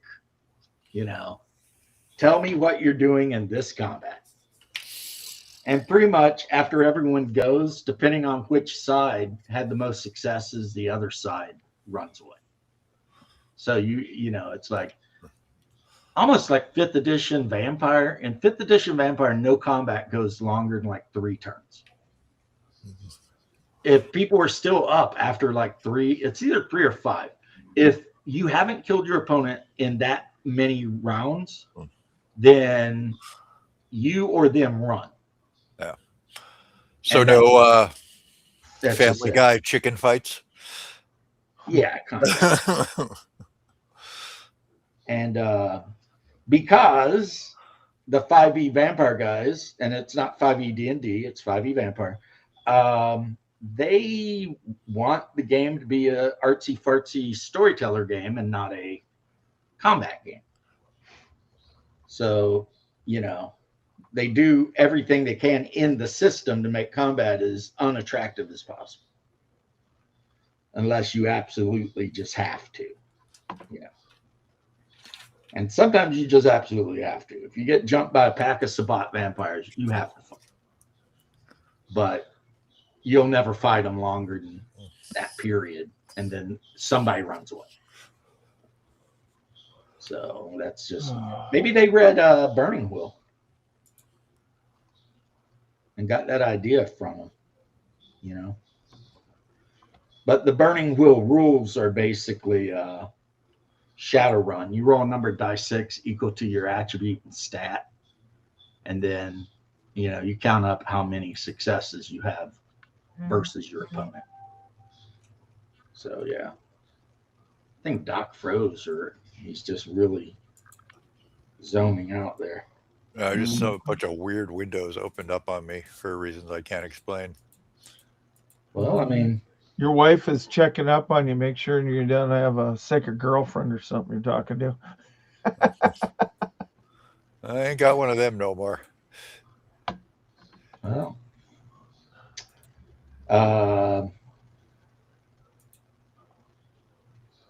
who knows, man? But yeah, it's like the game I kind of would like to see made or make, and I doubt I'll make it because of how lazy I am, would probably function entirely off of attributes. Like literally everything in the game would be a roll versus an attribute. So no skills? I might add skills, but the skill level would just be added to the attribute. And then you'd roll versus that. So basically like a proficiency check in AD&D, but for everything. And you would only need a die 20, really. So it'd be like the game I did write, but different. Because in the game I did write, combats were all opposed die 20 rolls. So you rolled a die 20 and added your bonuses, and whoever rolled higher inflicted damage. Whereas, and then anything that wasn't opposed was a passive target number based on a difficulty. So you roll die 20, add your bonuses, and if it's higher than the target number, you did the thing. So the whole game required 2 die 20s to play. Actually, 1 if you rolled and remembered your number and let the other person roll. But I've told you about that, right? I wrote that game because my mom was having a hard time distinguishing between the different dice. And it made me sad. So I sat down and wrote a whole game that only used 1 die. Like damage, how damage is factored is you roll your die 20 and you roll 17. And I roll my die 20 and I roll 10. You do 7 damage to me. Oh, okay, that works. Now, if I'm wearing armor, I might absorb some of that, but and if you're using a two-handed weapon, you might actually do more than 7, because you're using like a great weapon. But pretty much all one-handed melee weapons were just straight, whatever the difference was, And which I ran the game for about a year for my players, and I've seen more than I would have thought combats where one attacker rolled like a natural 20 and the defender rolled a 1. And it's like, okay, 19 damage, huh? Wow, I hope you got some armor because how I did hit points is whatever your endurance was your hit points. And then if you leveled up, you just got a flat amount of hit points determined by your class, plus any endurance bonus you might have. So like a human fighter with an endurance of, let's say 15, would start the game with 15 hit points. And plus, since he's a fighter, when he leveled, he'd get like 5 hit points. And if he had a high endurance, he might get up to an additional 3 hit points as he leveled. So, but again, and some people might think that sounds like a lot of hit points, but like I said, bear in mind, you could easily take well over 19 damage in a hit. Because if you rolled the 20 and I rolled the 1, and you were using like a two-handed sword, then that would factor out to around 30 damage. And that's not even counting your like strength bonus. So yeah, you could definitely get one shot in this game. And like the only complication to the combat rule was this. if you attack an enemy and you roll a 1 and they roll a 20 on their defense roll, you flip the combat. You effed up so bad that your opponent hits you. And of course that worked, both ways for NPCs and players. So, if you were fighting a monster and you got really lucky on the defense with a nat 20 and they rolled a nat 1, then, they slipped up or something and you saw the opening and you put your sword in them. Which you didn't do the 20 verse 1. You had to re-roll your attack. But you could just immediately, in a combat, go from being the defender to the attacker. Okay, so like a riposte. Exactly like that. But it required your opponent to basically fumble an attack and you to have the best defense roll you can.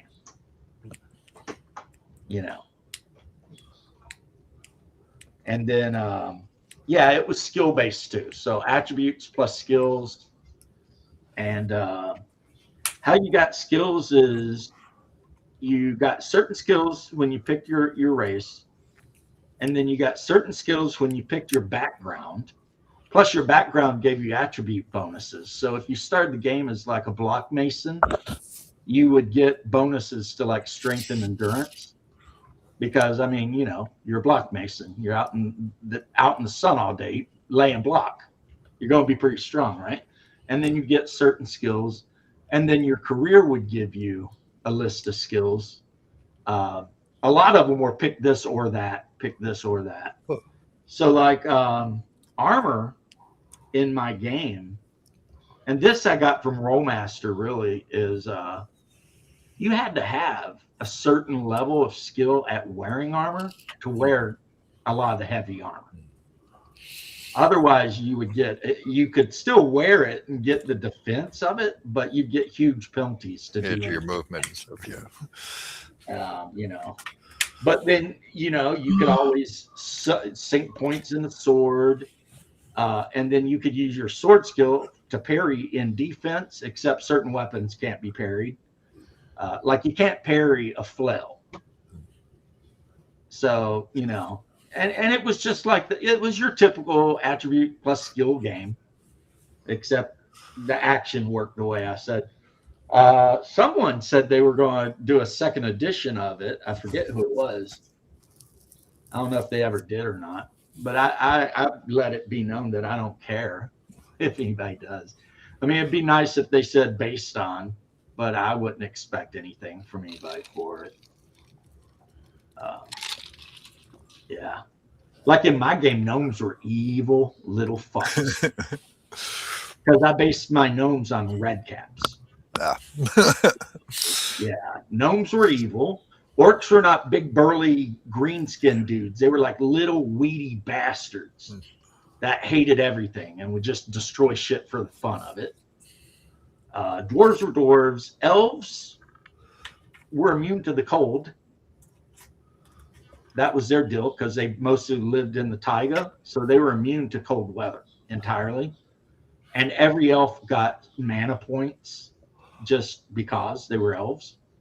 Trolls were really big, but they could not float at all. So if you were to chuck a troll into a pond, he'd just sink to the bottom and die because of how dense they were. So trolls had a big fear of open water. And my trolls were based on like the sort of Shannara type troll. Like not the ugly green rubbery thing, but kind of big, And humans were humans. And that was the adventuring classes. And being a troll sucked because you had to pay double for all your equipment because it had to be made bigger for you. So the idea of a troll and plate mail is like, yeah, good luck. That's just not happening. And but they did get a pretty big bonus to their endurance. So they could take a beating, but they couldn't afford much armor. They ended up, the troll in my group, I don't know if he ever leveled out of the hide armor he was wearing. Because I don't think they ever got enough money. And then, of course, what killed the game is my beloved nephew, who was playing a mage, decided they were going through town trying to find out where the pirates were hiding. Some pirates had been doing some naughty shit, and they're trying to find out where they were hiding out, right? So the mage actually finds out where they're hiding out. Doesn't tell anyone else in the group, casts a fly spell and flies to the damn island. Starts fighting with the pirates, gets killed, while the rest of the group sits there for the whole time, unable to do anything because they didn't know anything. At that point, when the game was over, he had died. My daughter yelled at him so bad that, I mean, granted, he was like 13, but I'm pretty sure he cried on his way home. And then I think that's like the last time she ever played a role playing game, because she was just so pissed off because everyone kept telling him, look, Jay, come and tell us. We'll go with you. And he's like, no, I'm just going to go do it myself. So him versus like a whole damn galleon crew of pirates. He's like, yeah, that's okay. He ended up getting stabbed in the neck and dying on a hidden island where no one in the group knew. All they knew is when they met later that night in the tavern, he never showed up. Ever. You know? And like every other player at the table was so pissed off at him. But that's just how he was. He wanted all the glory for himself.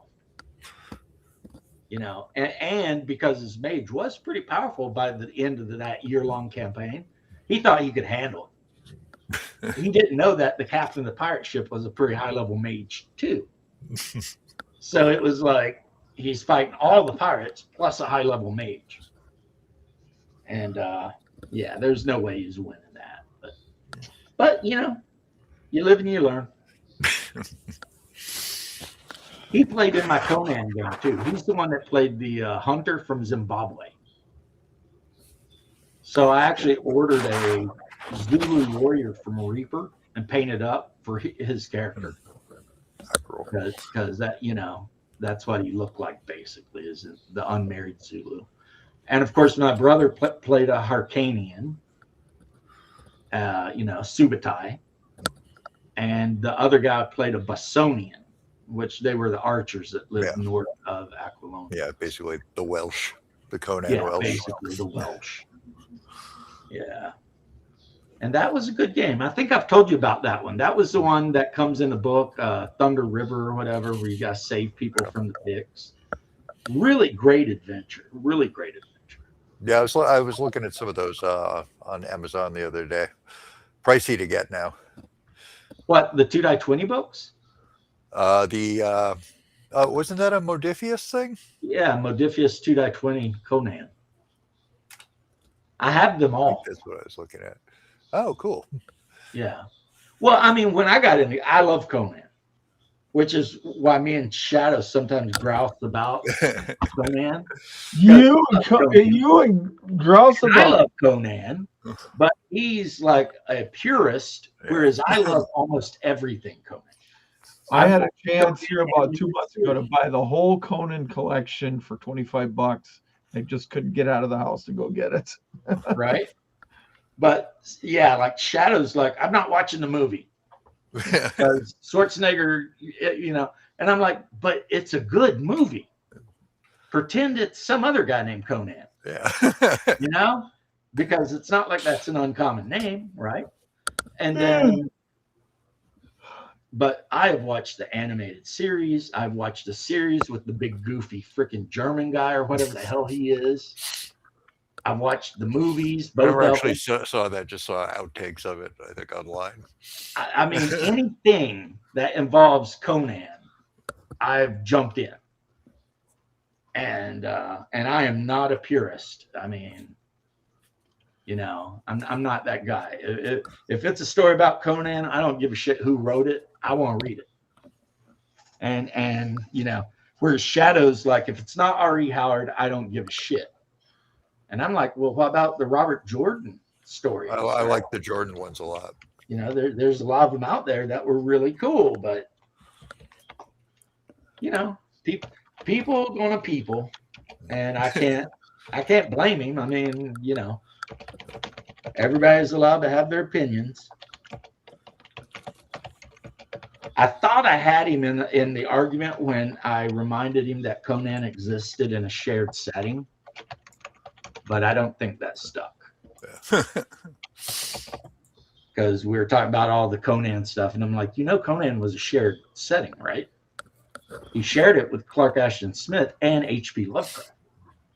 So Conan, the world Hyperborea is our world. Everything Lovecraft or Clark Ashton Smith wrote exists in that world. And Conan exists in everything that Lovecraft wrote. Yeah, I downloaded one of the a bunch of the Clark Ashton Smith stories. Wasn't a huge fan of them. There was one I really liked, but I hated the end. Is the one you really liked about where the guys get trapped in a glacier? No, this guy's like hunting, and he runs into this wizard who puts like a curse on him. You got to go talk to this demon to eat you. But he goes to the demon, and he's like, "Oh, I just ate." So he keeps getting sent further down in these caves. Yeah, that sounds like part of the Hyperborean. And it was really good, but then at the end, he just like falls off a bridge and dies for no fucking reason. It's like, what? Yeah. Really? Really? There's one where this merchant buys like a big gemstone, and as he's sitting there, the gemstone starts rolling away, and he chases Oh yeah, it. the frog monster, yeah. And then he ends up getting ate by the monster. Yeah, that one. And there's the one where the guys go into the temple at the Sagwa, and the liquidy black things like rip one of the dude's arms off. One of them just gets straight up killed, and his partner gets his arm ripped off. Oh yeah, I saw that. So you basically listen to the Hyperborean stories. Yeah, they're like all compiled in audio that I was listening to in at work. I didn't get to the very end of it, but I got through like 6 or 7 of them.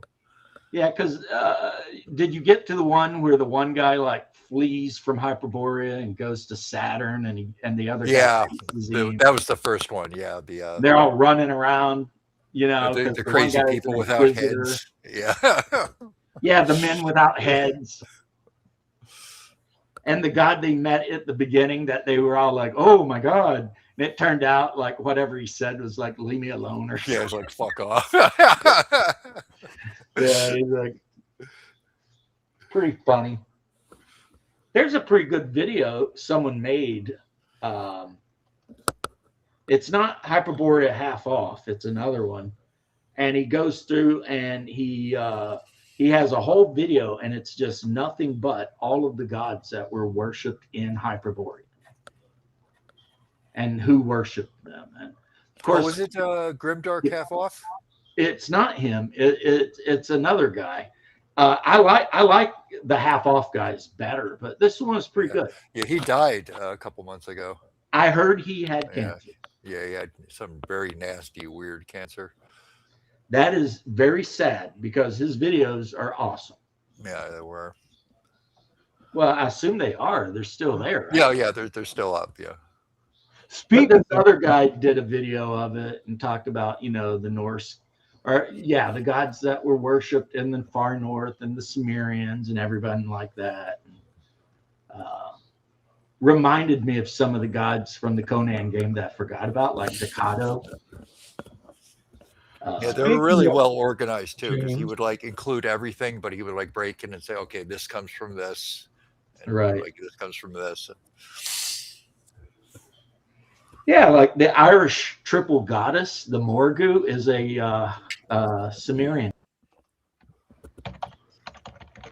The main Sumerian god. But like the Magda, the maiden, the mother, and the crone. Yeah. Well, in Howard, the Sumerians basically became like the Celts, right? Yeah. Eventually. Pretty much, kind of, yeah. Yeah, Rip Grimdark, he was awesome. He had a rare stomach cancer. That sucks, because I loved his videos. So yeah, basically most of the gods that were in actuality like actual Celtic gods are Sumerian gods. And then of course Cthulhu and Yog and all those guys are in there too. So, but And Crom, who actually thinks it's weak to pray. And the only gift he gives you is the strength to survive when you are born and nothing else. So, yeah, you actually get in trouble with him if you pray to him because he don't like it. Kind of Well, wild. it's like Trump bent to the Iranians again. Damn fucker. He did what? He bent to the Iranians. I wouldn't have given him a ceasefire. I would have said, fuck you, do it now, or else I'm going to keep bombing the Is it shit 8 out o'clock? of you. Huh? Is it 8 o'clock? A little after 7. 7:15 there. Yeah, because I know he said if they didn't give him what he wanted by 8 o'clock, he's just going to destroy their whole civilization. He said he agreed to a 2-week ceasefire with the Iranians. I would have put preconditions on it, and I would have said, here's what it is. We're going to fly over your fucking territory. We see anything move, we're going to bomb the shit out of it. Well, I mean, I wouldn't say he bent to him because I guarantee you anything that they probably had to make huge concessions. No. Because, I mean, they literally are on the ground with our foot on their throats. Yeah, I There's think the nothing main that thing he we was did at this point. We insisting could that be they kicking to them into the Stone Age. they wrangle in the Houthis so that they leave the Strait of Hormuz open. Yeah. Yeah. With all the Which, Europeans I'll be are honest, whining like little in my bitches. entire life, I've never seen a country get just completely wrecked so quick. Well, I'm surprised it isn't even more wrecked at this point. I think he's going easy on them. I mean, if he really wanted to, he could be doing 24-hour round-the-clock B-52 freaking carpet bombing. You know, and after about 3 days of that shit, there would be nothing left. Well, the thing is, he's only really after the government there, right? He's not trying which is Arab. It's not even Persian. The government there. Yeah, they've got an Arabic religion and government, but Persian population. Well, so the people out on the street who are actually complaining. If I was Donald Trump, if I was the president, every little oil pump they have on that thing goes to the I agree with you. I would have just said, those pumps are gone. I would have told A-10 Warthogs, I said, fire at will. Every one of those pumps would have been down. And we talked about this a while back, I think, and I said that I myself am a little disappointed because I feel like he should be going a lot harder on all of his stuff. Well, you know what I mean? I read an article in it. It's not widely read here that the Kurdish Peshmerga have started a campaign up in the northeast corner of the country. Well, yeah, supposedly we were trying to give the civilians in Iran a bunch of weapons, but the Kurds kept them. What'd you say? We had sent a shit ton of weapons for the protesters, and the Kurds kept them. Oh, well, that doesn't surprise me one bit. Yeah, and the Kurds, British fuck the Kurds. We always do. So I'm like, well, okay, they kept our weapons. We've got enough. We can send more. Yeah. And I'm sure if we sent them anything, it's probably boxes of old AKs from like Serbia or something, you know. Well, that's what we not were doing over in M4s with ACOGs or anything. That's what we were doing in Afghanistan. We were buying all that shit from Czechoslovakia knockoffs, you know, and you're shipping them over there in C-130s and dropping them off to their special forces, their forces over there, you know, because that's what they're used to. What I think the play is, if he can make it happen, is he wants the civilians to rise up and take out the government. Yeah, well.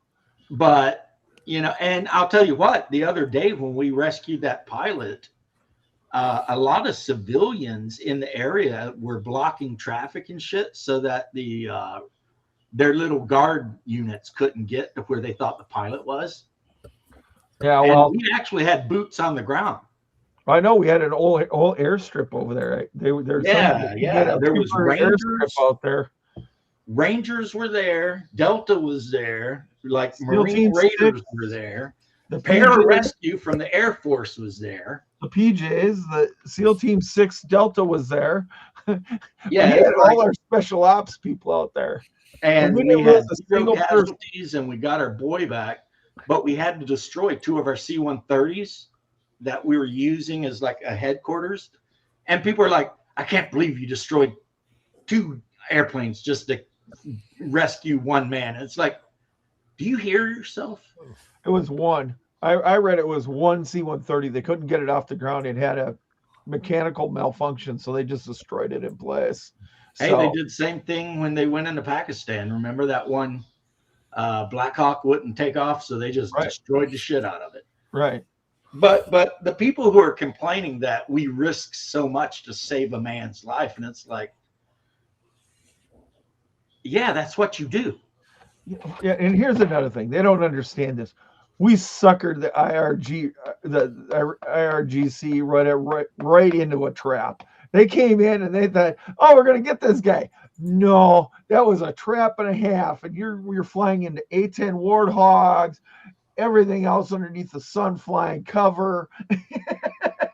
Well, that's what I said multiple times, and I probably already said it to you, so I won't say it again. But if I was an Iranian soldier, I would have said, "Fuck no, I'm not getting anywhere close to that area because I know what's going to fucking happen." well, they were lacking any concentration of armed men within 300 freaking or 3 miles Yeah. of where the pilot was.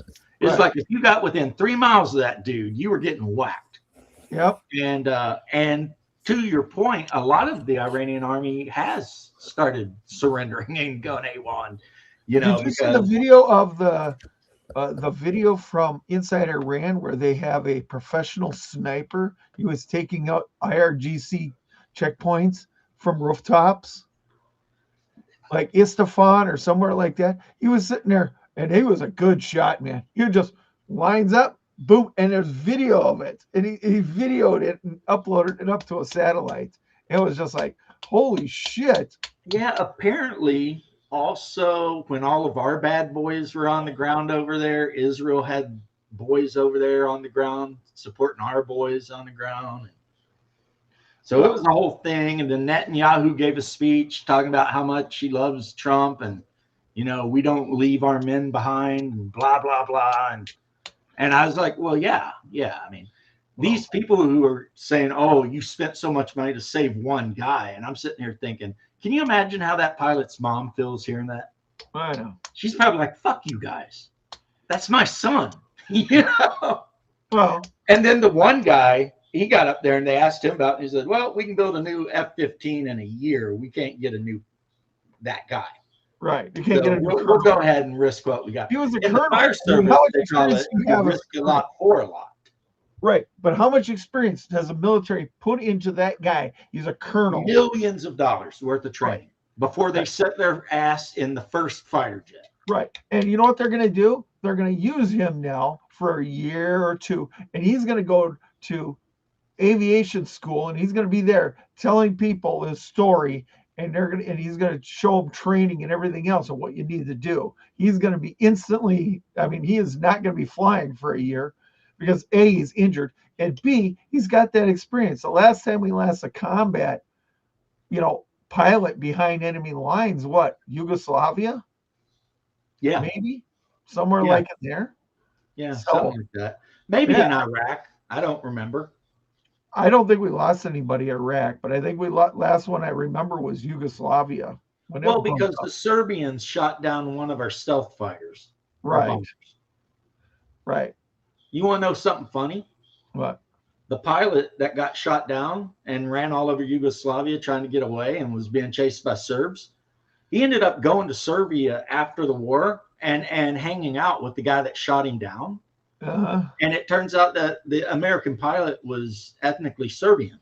oh, And the colonel who shot him down, who was in charge of the AA battery, yeah. by that time he owned a bakery. He was making donuts and bread.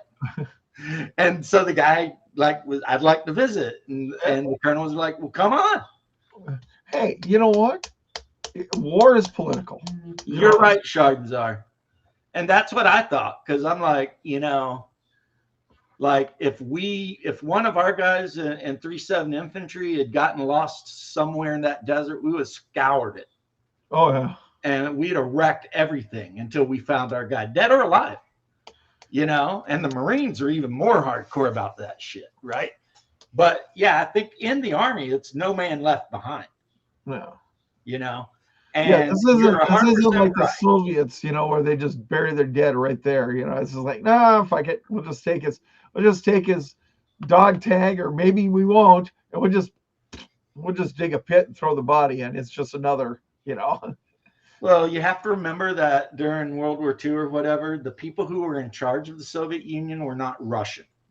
Right. So they didn't give a shit about Russians. Right. Russians were just a resource. So yeah. But shards are, you're 100% right. Say you were never in the military. Yeah. You know, start saying, I can't believe you risked all this to save one. Not only that, but it's like a huge FU to the whole world. Those that don't like us, because we're letting them know we can go in your shit and get our guy. Right. And those that do like us, they're like, shit, yeah, dude, like Japan's. I thought we proved that just with getting what's his face Maduro out of you know, Venezuela. We went in, we got him, we came back out, and there's a big for some fuck reason, France and Spain are kind of being douche nozzles about the whole thing. Right.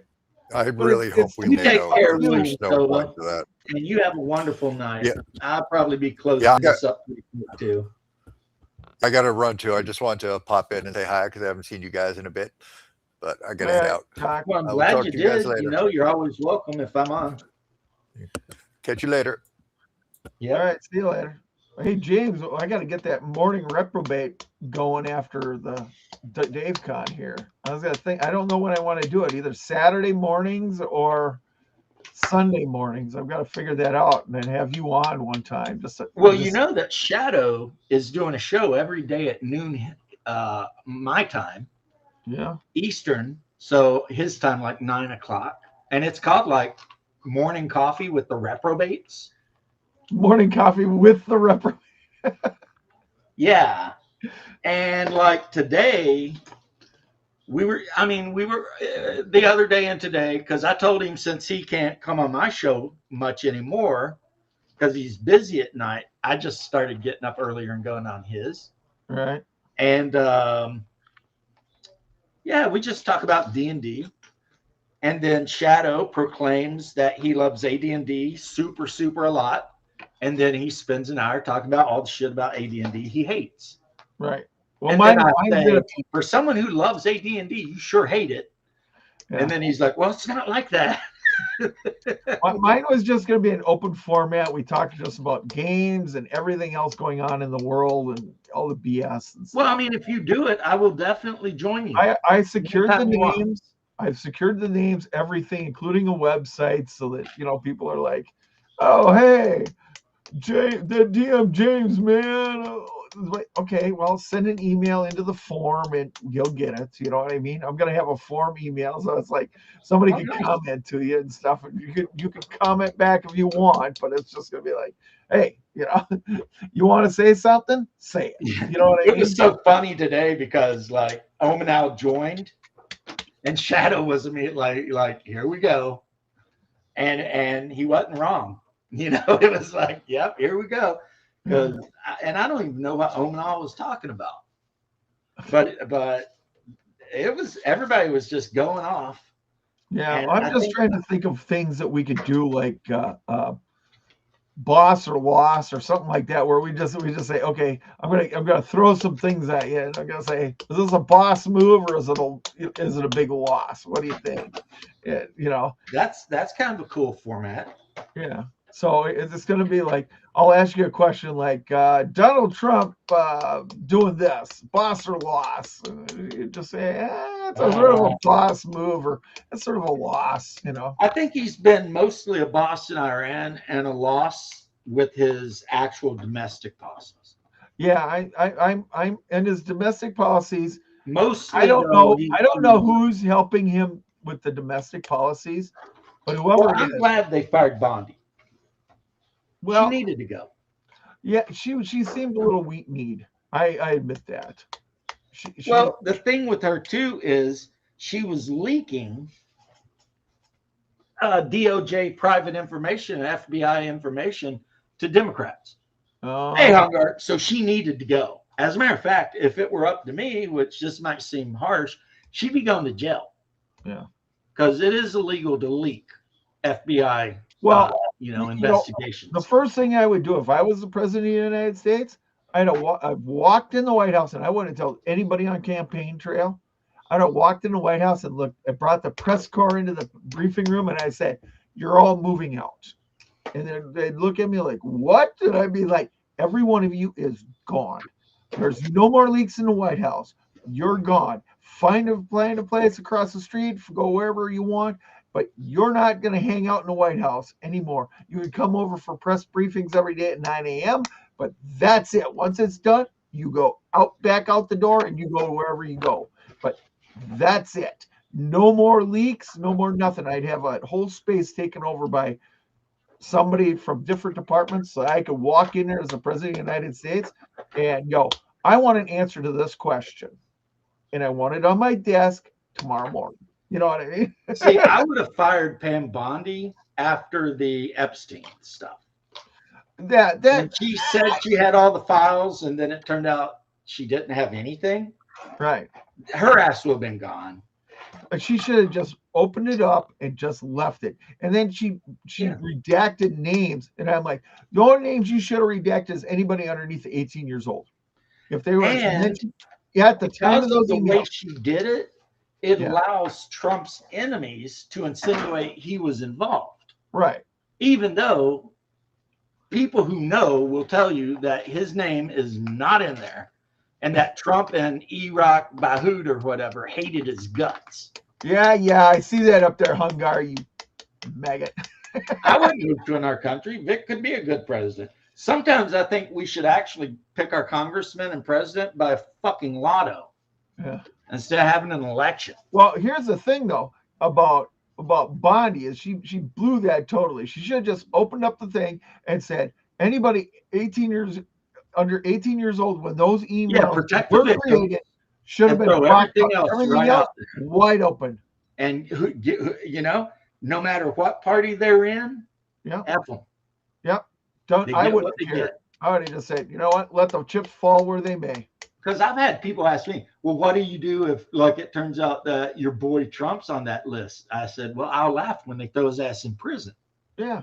Because I don't love that guy so much that if they prove him to be a bad person, and that's what I'm saying. It's like they've mishandled that shit so much that they have made the current president they're protecting guilty when he's so not many guilty. People that should be going to jail. I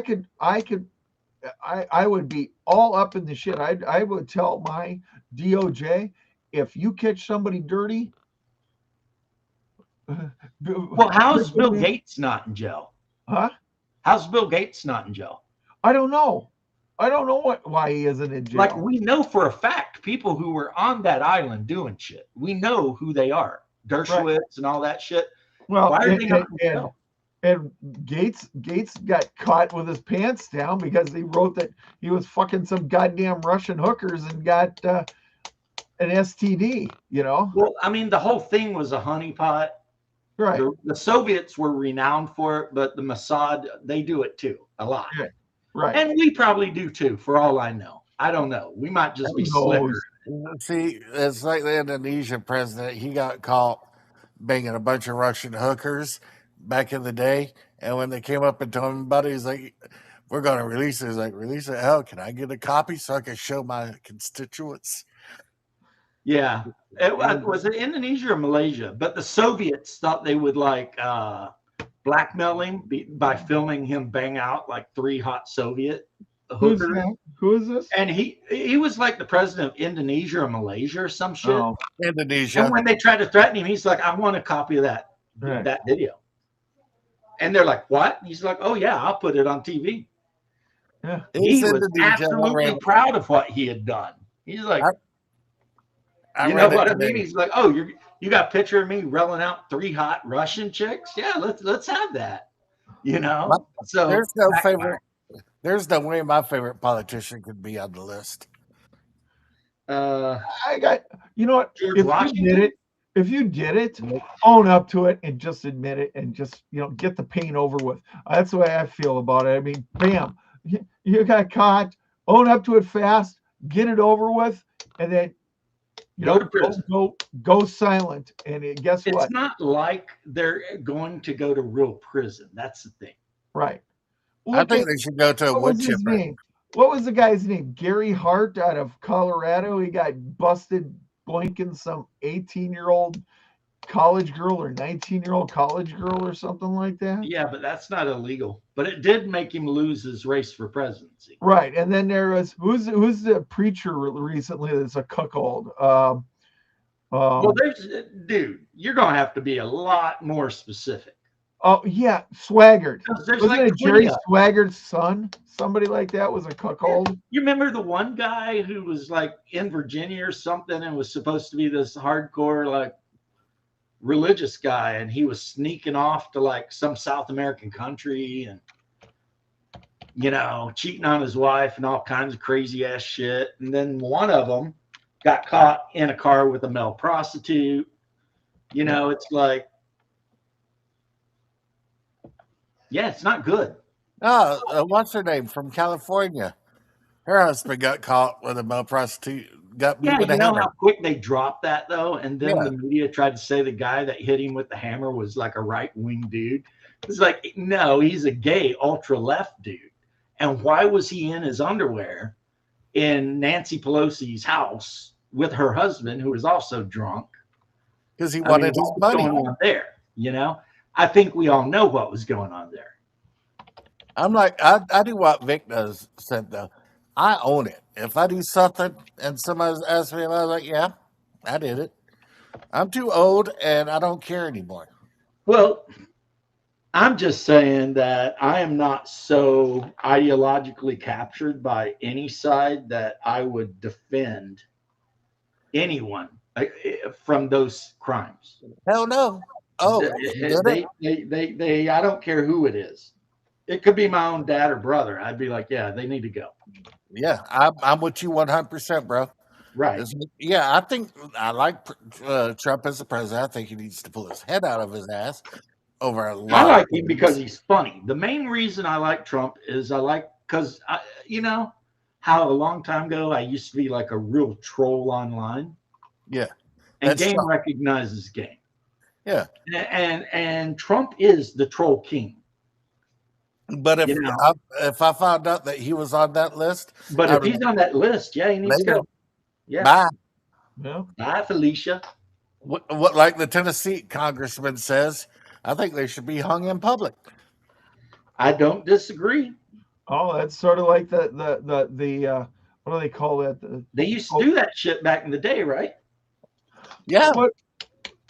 Jerry Falwell was the one that's a cuckold. He's got him and his wife were with a pool boy down in Miami. That was what it was. Yeah, imagine that. Yeah. That's Anyways, what I said, Vic, when you said, you remember that preacher guy that got, I'm like, all right.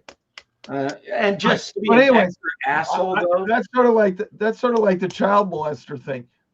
Where's the nearest chipper shredder, man? Just That's what we're saying. And toss them in just there. to be an ass, though, I'm going to say, hey, find the Orthodox priest that got caught being a cuck. Right. Yeah.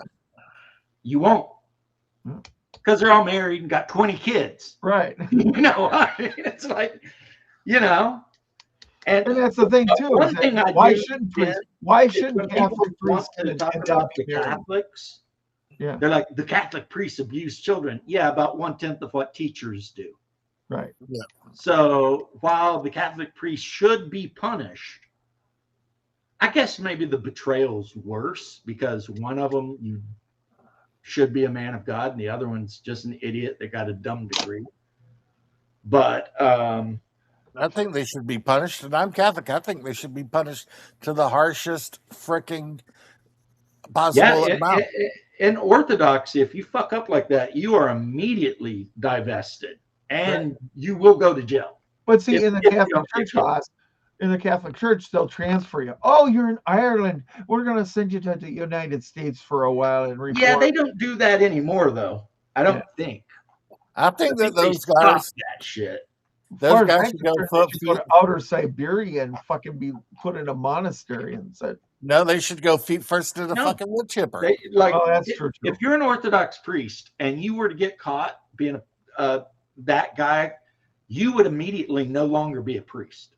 That's step one. As soon as they found out, you would be stripped of your all of it. And then you would be turned into the cops. And you would serve whatever the country you're in does. I have to say, They the do Orthodox, not protect. There is no protection for that kind of shit. Now, you can Orthodox don't repent. fuck around. Yeah, you can repent. You can go to the priest and repent, but guess what? You're still getting punished.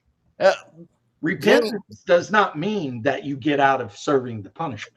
I heard of a guy, and I'm not going to say who, and I'm not going to say who knows him or anything, but I just heard this, and I believe it, that this one guy cheated on his wife, went to the church and was told that he has like 5 years with no communion or anything in Orthodox church because he was such a fuck up. Yeah, I heard of that guy too, and it wasn't 5 years, it was 10. And he can't get communion for 10 years. Because when he went in and he went to confession and he admitted all the shit he did, the priest was like, well, you need to do a lot of prayers and you cannot have communion for 10 years. Because that's you right in your face, you did horrible shit, and we don't tolerate it. Yeah. Unfortunately, he was kind of a buddy of mine, but then he moved back to Serbia.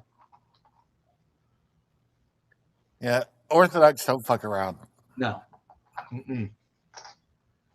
I mean, I don't know. It's just, some of them slip a little bit, but the thing with the church is anytime a bishop or something somewhere starts slipping, all of the neighboring bishops will get on his ass. With possess. And then either he straightens up or he's gone. That's kind of how it works, because we don't have a pope. But all the bishops are equally able to call each other out. Hey, So if you hang a rainbow flag in an Orthodox church, you're not Doesn't the Orthodox Church have a master pope or a bishop or a cardinal or something like that? They don't have a council or anything like that? Well, we do have a council, and every bishop can go. Oh, okay. And in order to change even a single bit of the doctrine, they call a synod, and then all the bishops that can go, and it has to be unanimous voted, which is why the church hasn't changed. Because imagine trying to get 100 guys to agree on It it. ain't like the Lutherans saying, "Oh, we're gonna have these gay priests now," and he's Oh shit no, that is not at all possible. Because that's why I said, if an Orthodox church started doing that, every Orthodox bishop in the area would be on his ass right away, and he would end up being gone. Hey, I gotta say one thing: the new pope is pretty dang cool. Well, I don't know about it. Here's but my I'm problem glad you with like the your Catholic pope. Church, Haas, is they lie too much. Yeah, well, the new pope is pretty cool, and he actually met with a bunch of the Orthodox. He met with Patriarch Bartholomew, who is kind of a weaker bishop in the Orthodox Church. But here's the thing: how much money does the Vatican have sitting in their coffers? All of it. What's down below in the museum? What are they revealing? They got God's credit card. They do what they want. That's right. Well, and that is not to make fun of my brother, but that exact thing is a big reason behind the schism in 1158. Because when the Romans declared the Bishop of Rome to be the almighty grand poobah of the whole church, the bishops in the East were like, no, thank you, sir. We're not doing that. And Well, that all boils down to that first when what was it?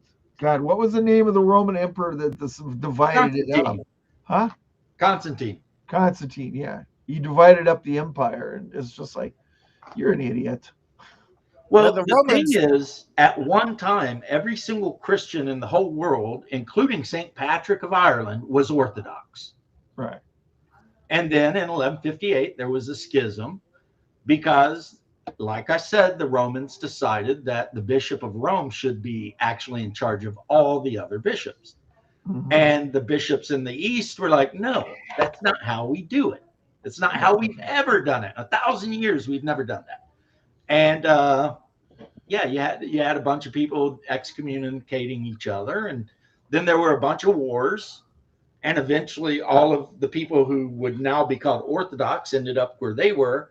And all the people who liked the Pope ended up in the West. And that line's been that way since. the Yeah, Catholics, we got a lot of the stuff. Catholics had some really shitty popes. I'm going to just tell you. That was Yeah, because people are still people. It's not only that, Vic, it's like, yes, they have. But I won't take away from the fact that I think overall the Catholic Church has been a net good. But yeah, they've had some bad popes, and all the things you think that are bad popes are the reasons why I'm not Catholic. well, I'm Orthodox. Because everything they did that was bad was shit that the Orthodox are like, what the F are you doing? I'm an NPC, so I'm a non-practicing Catholic, and I heard enough bullshit and lies and everything else. Like Here's the thing. one of though. them was one of the biggest ones. Is we were sitting in mass one day, and I had just got done reading a book about the Catholic, the wars and the 11, 12, 13, and 1400s, and I'm like, he gets up there and says the Catholic Church has never killed anybody, and I'm like, what the fuck? What books are you reading? Because that's, I go to the school that was attached to this church, and it just said that it did in a book. It was just like, The Crusades were a fair and The just. Crusades were justified, 100%. And you can actually type in YouTube, were the Crusades justified? And there's videos proving it beyond a shadow of a doubt. The Crusades were 100% just and fair. You have to remember that everything you think of as the Middle East and Muslim land was Christian land. oh, I know. So it took 300 years of constant Muslim fuckery before we decide to go back. Right. Oh, one of my favorites. And the the thing I was Crusade. going to tell you, even though you're non-practicing Catholic, is never believe what a non-Catholic says about you being a Catholic. Yeah. Because it is in the interest of the forces of evil to lie to you. Right. And I'm not telling you believe whatever. I'm just saying, remember though, Right. in this world, there is good and evil. And evil is always going to try and fuck with you. I know. Don't There believe was this one Crusader. I think it was I like. gotta go. Okay, the love wife's you, brother. calling him. Yeah, I told you I had a date with a hot blonde later. So Hey, tell my sister-in-law I said hi. Oh, I'm home now. By the I way. know I got Tell your wife I want a phone call so that she brings you to the airport. See that phone started with the F sound, and my spine was already tensing up. What's getting ready to say? Like, calm down up there in Minnesota, boy. Tell the monster I said I love her. I will.